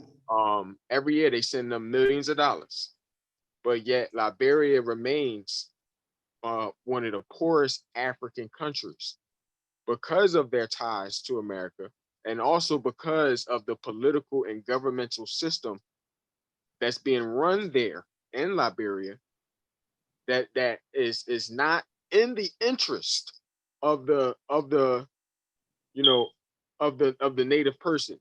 And this is why when Liberia was established by America, there were many wars that took place between the indigenous tribes of Africans there and the incoming African American descendants of slaves that were sent back over there because of the conflict of the political system. And this same thing is being played out in Ghana, is being played out in many different African countries. And we think that just because there's no white people running this, in the government, right, that there's no influence. No, the laws, the policies. When we go into South Africa, the same fundamentals apply. When we look at the political system of South Africa, it's literally descended from European political and governmental systems, and it is literally adverse to Africans. So I just wanted to, touch on that as well. Oh yeah, once and for all, I know about to wind it down. I went through something today. Well, this week. You can put things on. You can say nigga on Facebook. You can say everything on Facebook. Talk about everything. But you put hashtag Save the Children on Facebook. They talk about going against community standards. What y'all feel about that? Say that again. Say what? Facebook. If you put all this pedophile mess going on, right, and then Hollywood and around the world, that everybody's talking about right now. If you put hashtag Save the Children on Facebook, the Facebook gonna tell you it's going against community standards. No lie. Wow. Because I did it, man, Wow. and he told me against community standards. Save the children for these pedophile reasons like Epstein and all these other people going on, Tom Hanks, and But you know what? man. You ain't the only one. I'd heard somebody else from a white guy. It said Facebook did them like that too. So this is definitely something. The bigger picture is that, and remember we talked about. I commented on your post. If you look at history, especially Greek and Roman history, right, and because this nation and Great Britain, the British Empire, all that and a lot of these European nations have been founded off of these philosophies and this structure. The Greeks and the Roman empires, or especially the Roman empires, they only last about 600 years, right? They'll have a peak and then they'll have a fall. And in the end times, what you see is an age of decadence, right? Where anything goes, I can do anything. Now, you're a certain class of people, you can do anything, right? You can have anything, you can do it. And, whatever inhibitions you have, you could just say, okay, well, this is what I feel like today. This is kind of where we are right now. We're in that type of it now. A lot of people are fighting against it. No. I'm not fighting against it. I'm preparing for it. Okay. Yeah, I'm preparing because like I said, is eventually either this will turn into what Italy and Rome is now, right? Or it'll, you end up having to leave and figure out somewhere else to go. So like I said, because this is happening, and this is why we got to build wealth, why we got to establish relationships. One of the questions, I asked people, I said, if there was some great disaster and America was to fall, okay, it will become uninhabitable, right? White folks have some place to go. Asians have some place to go. Where will we go? So we'll go to Africa. Okay, so, but I mean, have we made those types of connections? Have culturally, I guess, certain parts of Africa, if you're a Christian, you'll be all right. You'll be kind of accepted in. But if you're not, and you're in other places, see, so like I said, is we got to start preparing for that kind of stuff. It's not for us, but maybe for our grandchildren, and children's children, and children, because this place has all of the signs of pending implosion, right? That all of the ancient civilizations, in the end days, it was always ultra corrupt, ultra immoral, society where, and you don't even have to do anything. It just does it on its own, and that's just a historical thing. See, so that's something we got to look at and be, trying to say. But yeah, this thing with Facebook and come on now, like you said, is It's all tied together. yeah, you got Nambla, you got all of these people talking about some, okay, well, the age of consent is this and all of it, but that's, the brother, I don't know if you guys know this brother, Imwalimu Baruti. He wrote some books and he calls it the pathology of these people. It's within their nature, it's their pathology. It's part of them. And everywhere that they go and everything, whenever you see them take over a culture, or if they're at the head of the culture, it eventually comes back to this particular thing. All right, where sexual immorality. Okay, what two grown people do, I mean, that is what it is. All right, you don't have to like it, you don't have to feel, you can feel some type of way, but at the end of the day, you have to respect the rights and decisions of grown people that's not messing with anybody. But when it comes to children, that's a whole different story, right? Now, I mean, if you was an alien looking at this, I guess you say, okay, human beings are interacting with human beings, but we know better. In your Right. soul, that's not right. Deep down in your soul, in your spirit, if you saw somebody, and it's something, it ain't even got to be, no matter who it is. You could be in a foreign country and you see these people and you're like, man, look at how they treating that little girl or those little boys. Or, man, that's not, and yeah, it's part of your culture, but I think it's an innate, thing within you, in each person, say that ain't right. Okay. I mean, we know there, we got like spidey senses, right? It tells us, hey, that's not right with us and with other people. When we see something that's just not right, that's foul. Okay. Question is are we gonna act upon it, right? So, it's these people, this is why, well, we want to push to make this legal and everything. And y'all know it ain't right because you wouldn't be pushing to make it legal. Okay. Right. You wouldn't be, you wouldn't be doing all of that kind of stuff if you didn't know and trying to say, well, we can't help the way we are. I said, listen,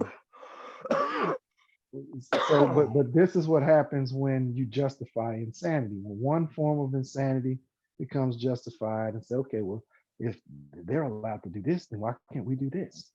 See, so yeah. Yeah. But yeah, Facebook is kind of, now I ain't never been in Facebook jail or anything. I comment on a bunch of stuff. I put some pictures of stuff out there in my garden and all that kind of stuff. But getting deep, deep, deep, because one, it's not that serious, and then two, like you said, is these people are, you looking at like, wait a minute, I'm talking about something about the children, all children, right? And y'all up here, saying, "Oh, we can't. That violates what policy? What policy is that? Is it a policy, all right, to try to defend the most vulnerable people in your society? That's a policy, okay? To say that you can't try to defend the most vulnerable people in your society.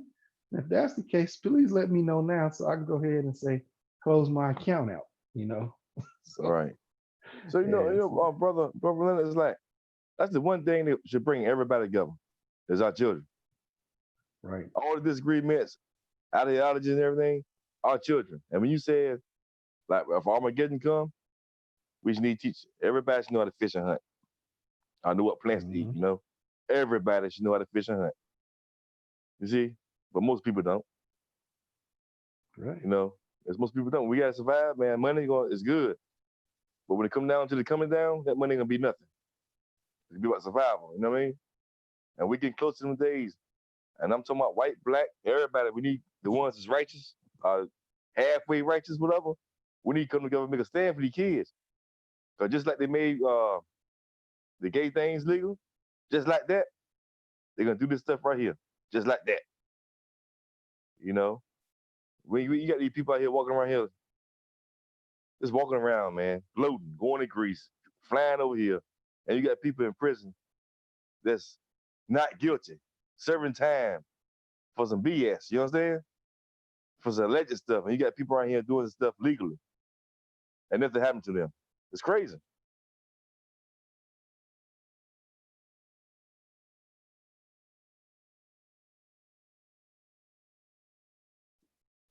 Y'all still I hear there? you, bro.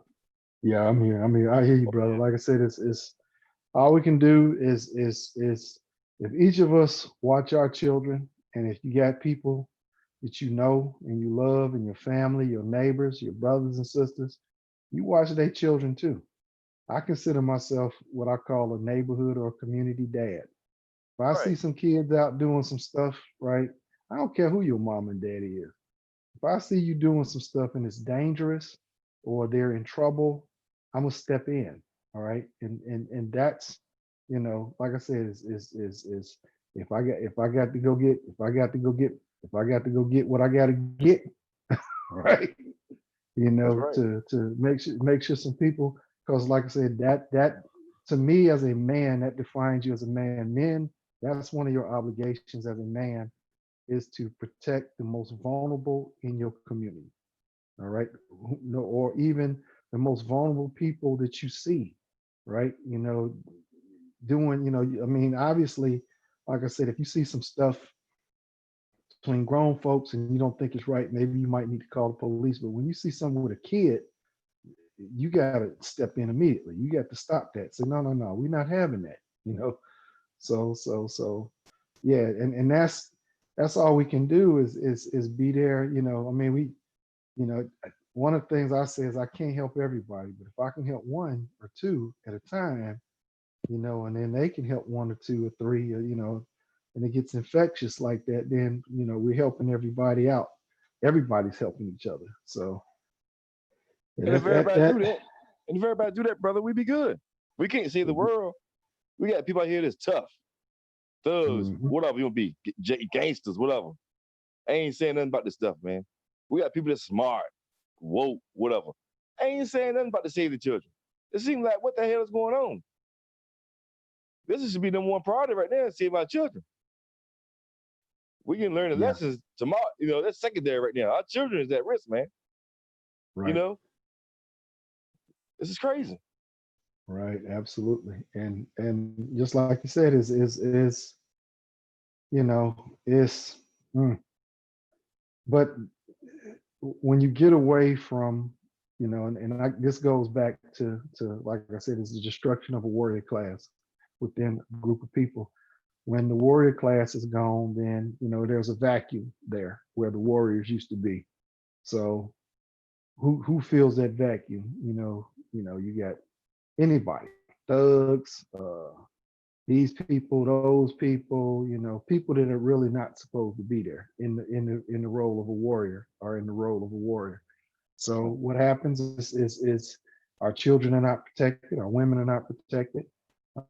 We don't create a perimeter. All right, that's one thing in the middle. You create a perimeter. This is my area right here. Nobody comes in, and those who are in my perimeter are protected. Right, just like in your house. Right, your house is your perimeter. Right. Right, you in my house. My kids in my house. Whoever's in my house is under my protection and is part of my responsibility. So like I said, it's we don't have that anymore. Um, a lot of it's and not to get on sisters about this, right? Is about being the most unprotected person in the community, right? A lot of black women say I'm the most unprotected. I would say equally, if they feel that way, the most unprotected person in the community is the righteous black man. This is the man who's willing to do what he has to do to help children, older people, anybody out, all right, to try to deal with the criminals. Some people that, I mean, there is no redemption for some people. You know, if you the dope man or whatever, and you doing some foul stuff, there's no, there ain't no talking to you, right? Or if you a thug or something, you know, there's no talking to you. I gotta eliminate you the threat, and I gotta eliminate the threat immediately. But there, that man, that brother who is willing to put himself out there for that, he don't have no backup. See, there's plenty, like I said, there's plenty dope boys, there's plenty of thugs, there's plenty of gangsters, plenty of these type of people out there, but it's only a few righteous brothers, right? And the righteous man don't have no backup. Everybody's scared. That's the most unprotected person because he can't go and do the things he wants to do or do the things that he knows is right without repercussion. I'm gonna find out where his house is. He don't have nobody say, if you go out and deal with these young boys or do this or do that or do so and so, I got your back. You don't have that. And this is why there's a vacuum, okay? And this is why, you know, with a diminished warrior class, you know, this is why I told you about the fruit. You know, I was giving an example. You could grow some fruit that has blight, okay? And the fruit is ruined, but the seeds within that fruit are still good. And if you can get those seeds and plant them in some better soil, then you can regrow that fruit. So maybe it just takes, you know, a remnant to be left over after everything passes away, because you know these kids is headed for destruction, right? It's you know, I mean, and it's a failure on our part. I'm gonna say in my generation failed. The generation before me failed. You know, we kind of were going in the wrong direction. It's getting worse. We talk about, you know, how, you know, young men don't have, you know, role models or whatever, because, you know, if you know, not to take anything away from sisters do as much as they possibly can, but a boy needs a man to learn how to be a man, to learn Right. how to be a gentleman, okay? How to conduct business, how to treat women, how to, you know, do all of these types of things, how to carry himself. And sisters do a great job of instilling certain types of morals, but there are certain things that a man has to learn. And our boys are not learning this. And you go into your 30s and you still really are not a man yet. You're an adult male, right? So, you know, or, you know, who influences you are the wrong people, the thugs and the criminals out there, all right? That those are the people that are influencing you, and you become just like them, and you get into that power struggle with them, or you get in their lane of power, and you know you go into prison and that sort of thing. So like I said, man, is that's the loneliest person, you know. The most unprotected is the righteous brother that's out here trying to do some things that don't have no backup. You know, That's don't crazy. have no That's crazy. backup. When it come to kids, man, we already just come together, but it seems like people just so much on zombies. They don't want to come together. You know, it's sad. Well, I know everybody wants to talk about the Bitcoin. That's part of what's going What on what there. what about these explosions that I don't know if y'all seen? Man, let me tell you, being former military, I've seen that. That was people don't that is what you saw was that was a serious explosion, because what you saw was a vacuum.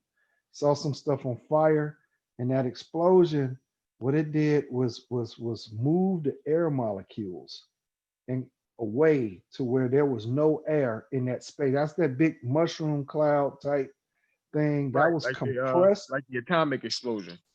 Right. That was compressed air and compressed moisture. And in the middle of that, you know, was the force of the explosion.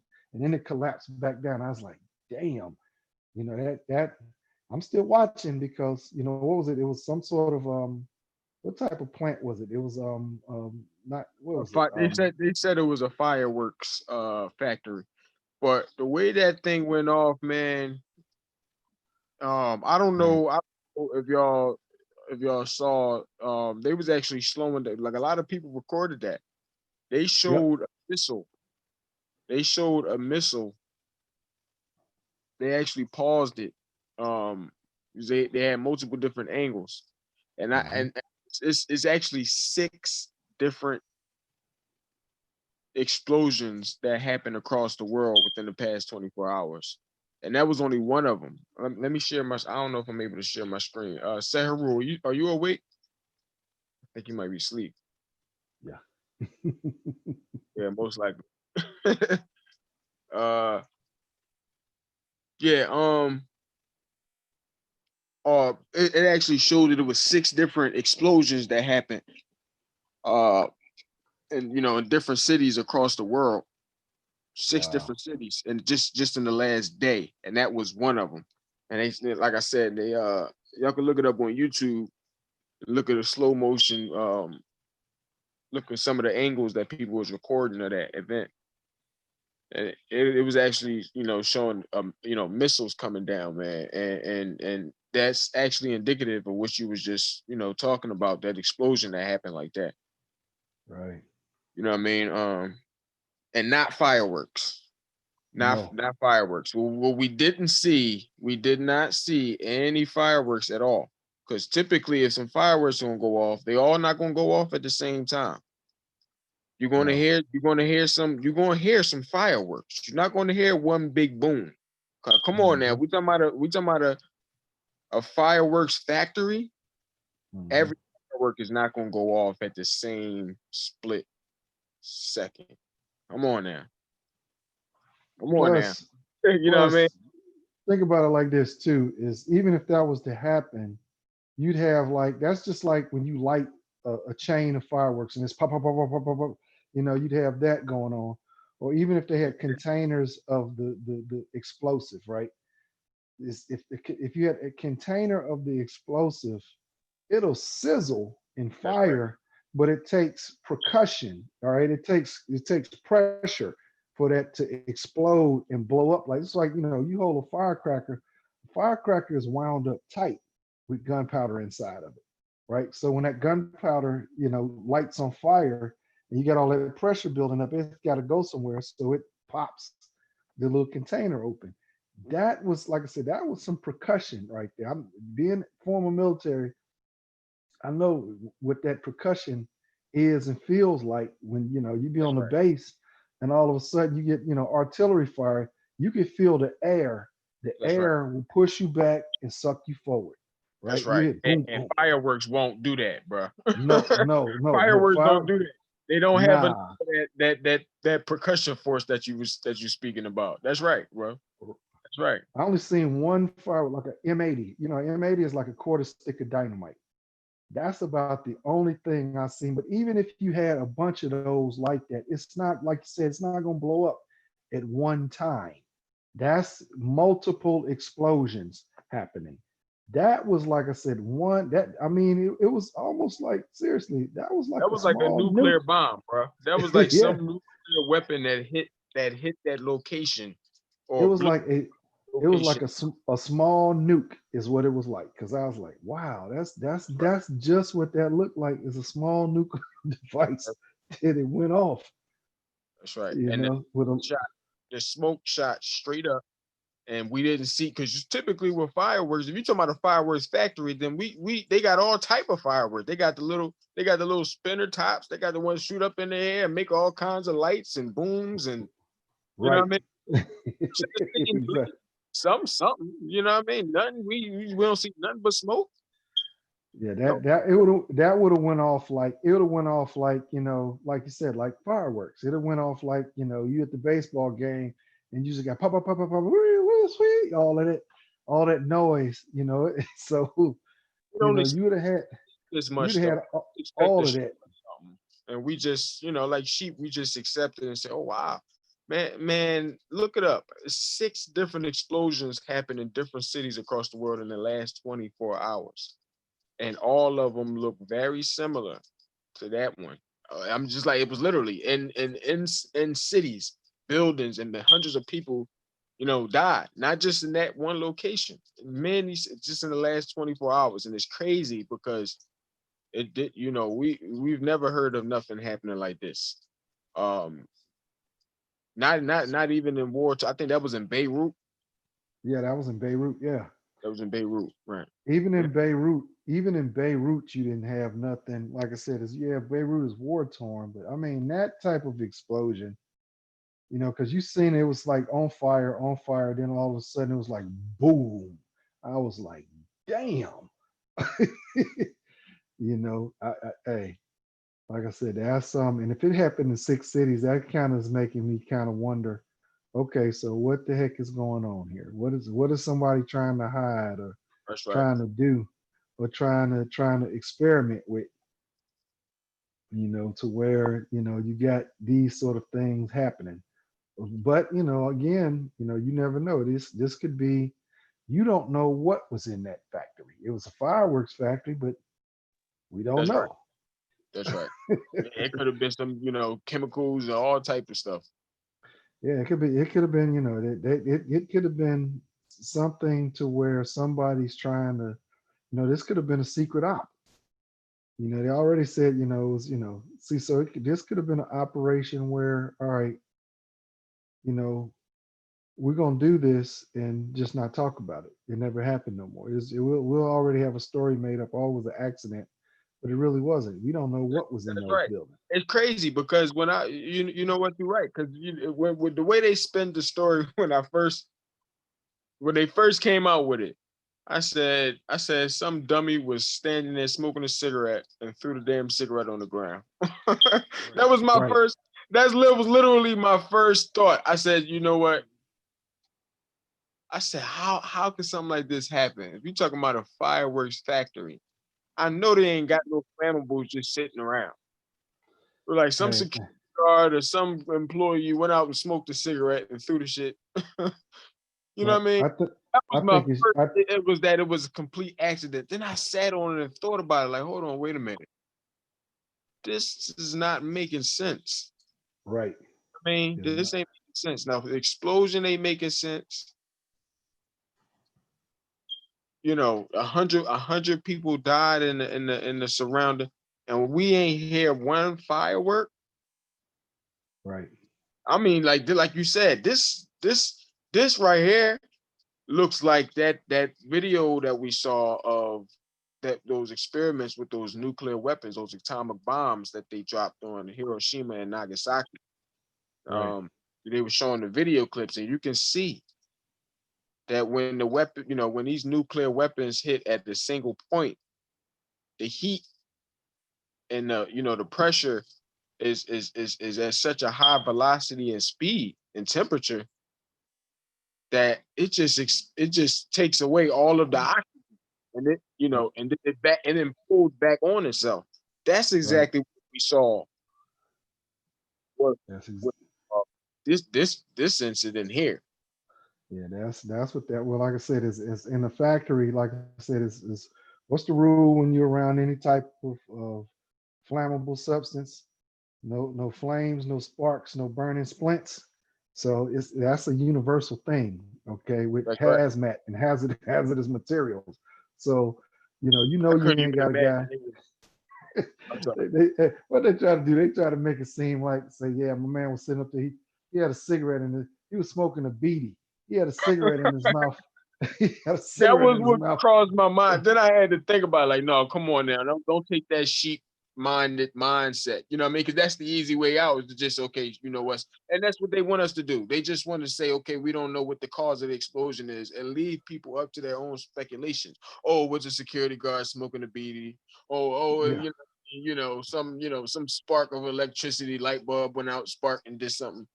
It's like we start to speculate right, right. without information, and we want to come up with the most innocent explanation because we don't want to believe that some individuals would do something like that. Yeah, because that's pretty nefarious. But I mean, like I said, is anybody? While I was in service, I went to NBC school, right? And that's nuclear, biological, chemical. Plus, it's hazmat certification. So I'm like, when I seen that explosion, I said, that's not no. What was in that building to cause it to explode like that? That's right. Because that's not no normal, and what type of, they were saying, what was they saying? They saying it was a fertilizer. That's what they was saying. First, so you didn't heard it was fireworks factory. I didn't Right. heard they was making fertilizer. What is it? Okay. What is it? What's in fertilizer? What is it? Nitrogen something, nitrous something. But Right. Yeah. even with that, okay, so even with that, that's a whole lot of that, in one. But when they when they make bombs out of that stuff, you still have to have that stuff compressed in order for it to, explode like that way. So I'm like, that's hey, that's one of these things where you're scratching your head. You're saying, all right, so something's going on. They doing something. Mm. They doing something out here. So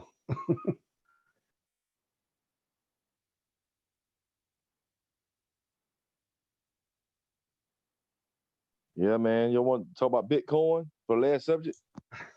The last Bitcoin. I think Seth I Heru don't not. really get into the Bitcoin because well, that's not really my market. But I know Seth Heru is well, out. bitcoins, and any bitcoins, gold, anything like that. And actually, I'm be honest with you, it's two things that drive the price of a Bitcoin up, right? Is one is utilization, right? So if you got a lot of people using it, then obviously it's going to have value.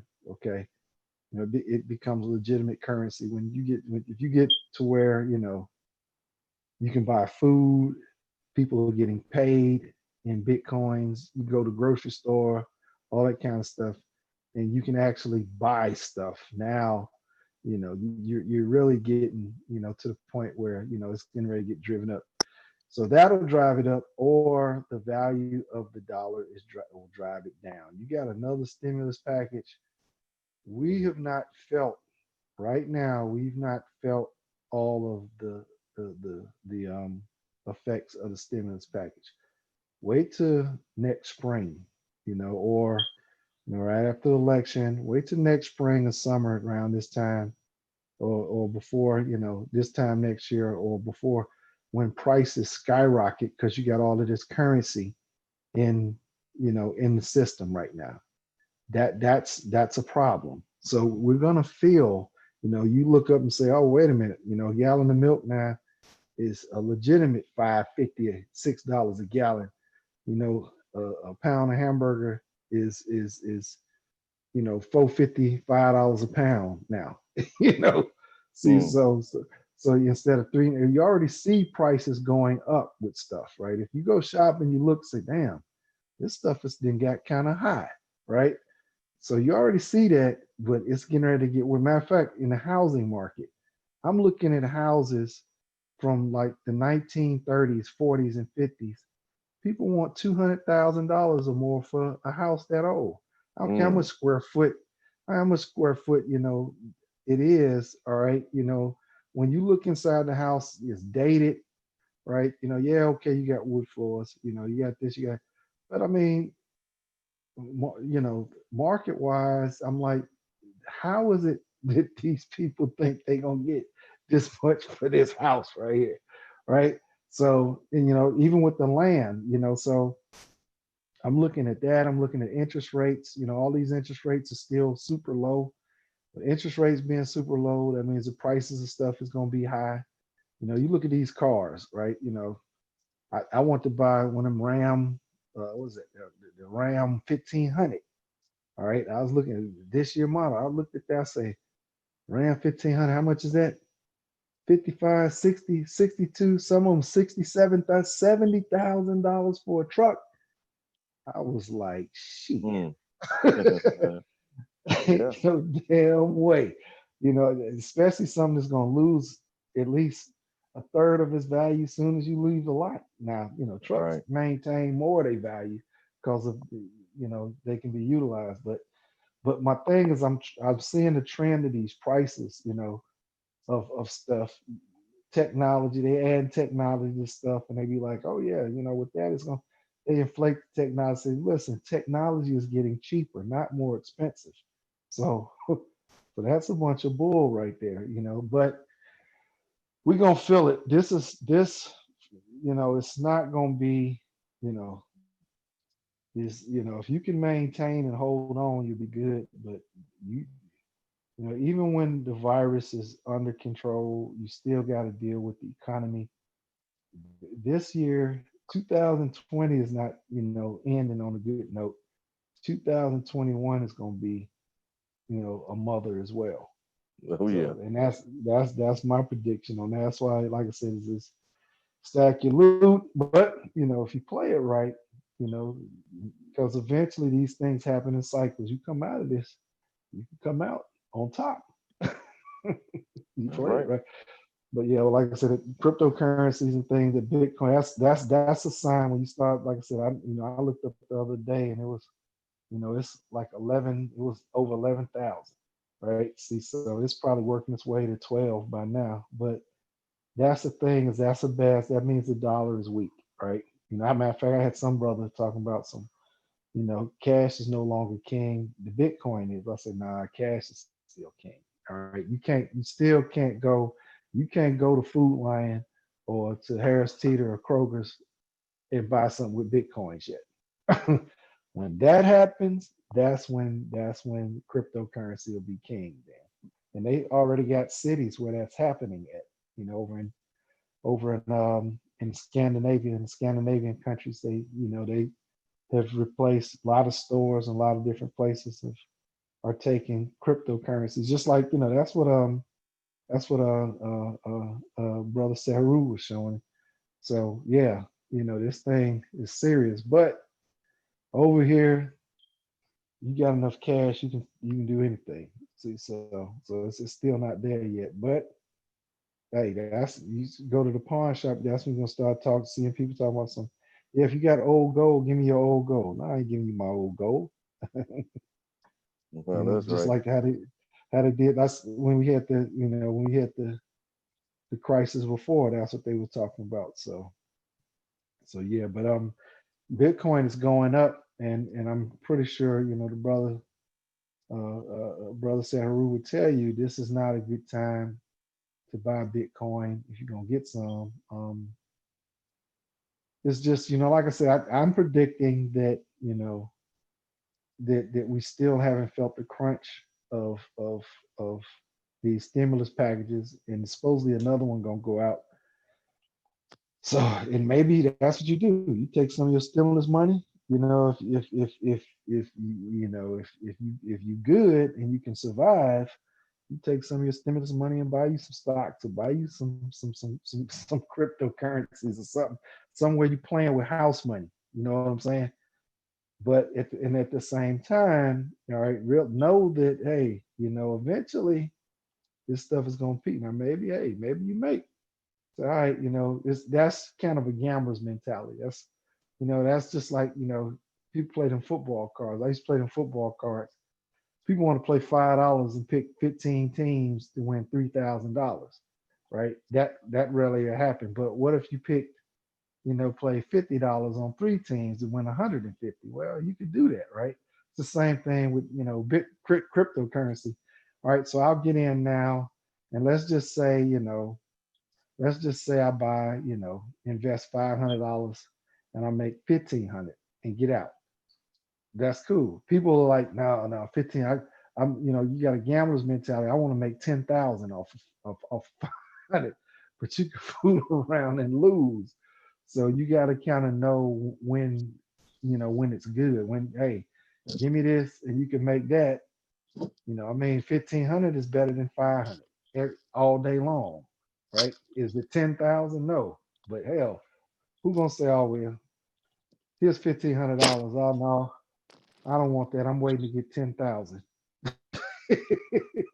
Especially in nowadays. See, so Oh like I yeah. say, you just gotta be careful with that stuff, man. It's wild out here with that. So anything else y'all want to talk about? Or you want to wind it down, close it down? I Yeah, think we people gonna close it close. down, man. I just wanted to clear up one thing. I just looked up the that explosion. Mhm. Now they actually clearing it up. and saying that it was an explosive plant. Well, it was, yeah, that it was a warehouse that had a lot of explosives in it. So yeah, you're right. It was like ammonium nitrate Right. and other chemicals like that that they was actually telling them to move for years, but they neglected to do it. The warehouse, they was, they even had like I guess court documents, cases and stuff like that that they was telling them to move those explosives away from the city, but they neglected to do it for years. So that's the official story that y'all can read up on the Washington Post that they have out now of Wow. yeah. That's still that they had to really. It was something up in there, but like I said, it was on fire, and then you had something else. That's the thing that gets me. I was like, damn. So it's on Right. fire, and then you had something pretty serious, looked like it exploded. So Exactly. that's I'm telling you, that's what piqued me. Is I'm saying, something about this just don't seem right. Yeah, So they had a few thousand tons of that stuff, they say, stored up in there. concentrated. Yeah, yeah. You Then know then what? then enclosed building like that, you know what I mean? Right, right. It was Barrels of constant. that stuff hit. That's just like, that's like a compressed bomb right there. The whole building was a damn compressed bomb. Right. Yeah, That remind me of Buster Rhymes, powerful impact, boom from the cannon. that's right. That right there. I was like, God, I'm telling you, that remind me. This what I'm saying is the percussion. It created a vacuum. I was like, wow. So, mm. But you Yeah. hate, that sort of thing. The biggest things you hate to see He said people it was die. felt 100 miles away. Yeah, I A mean, when you hundred look miles away, they felt the explosion. right, when you looked at that, Wow. the way that air, like I say, separated, I could believe that because people was like, it was like boom, you it kind of jarred you, 'cause I'm telling you, when being in the military, when they was firing them cannons off, and the cannons would be out in the field 15, 20 miles away, and you could feel them. You could feel like the air move. So, and that's from a cannon, right? So you can just about imagine an explosion like that. Yeah, people felt that. People seriously felt that. So they're probably gonna make some sort of a documentary.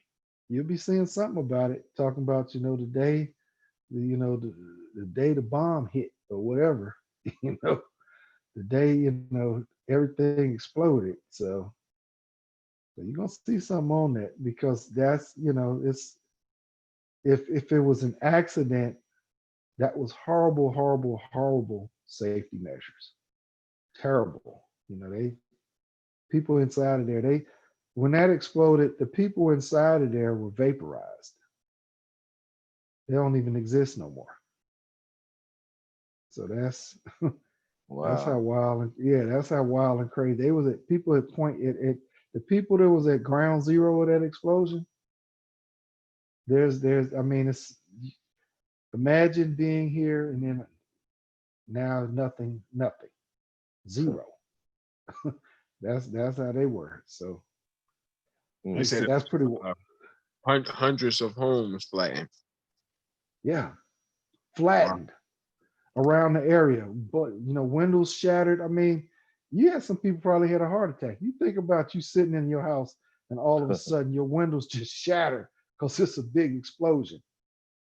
You know what I'm saying? And the thing is that explosion, the closer you are, when it hits like that, the air compresses like that, it could like hit you in the chest and knock the air out of your chest, knock the air out your lungs.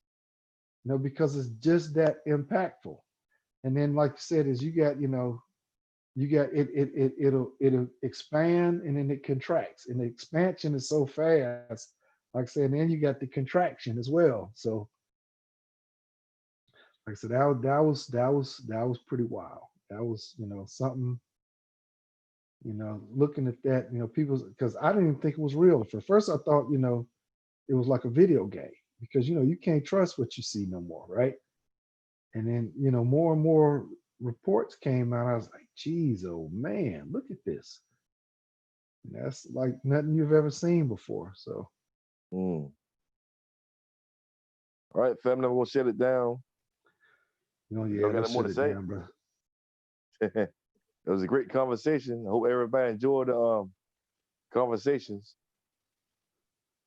I even Word. learned some new things. I didn't know nothing about the explosion at all. But that's I'm gonna do some research on that soon as I get off here. Yeah, bro. Check that explosion out, man. They got videos of it, man, and you'll be blown away with how, just how big it was and how powerful.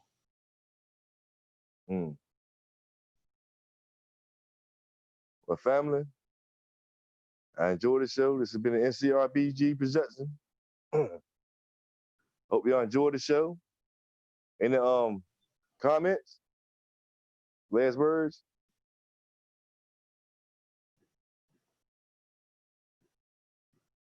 I'm just gonna say peace, family.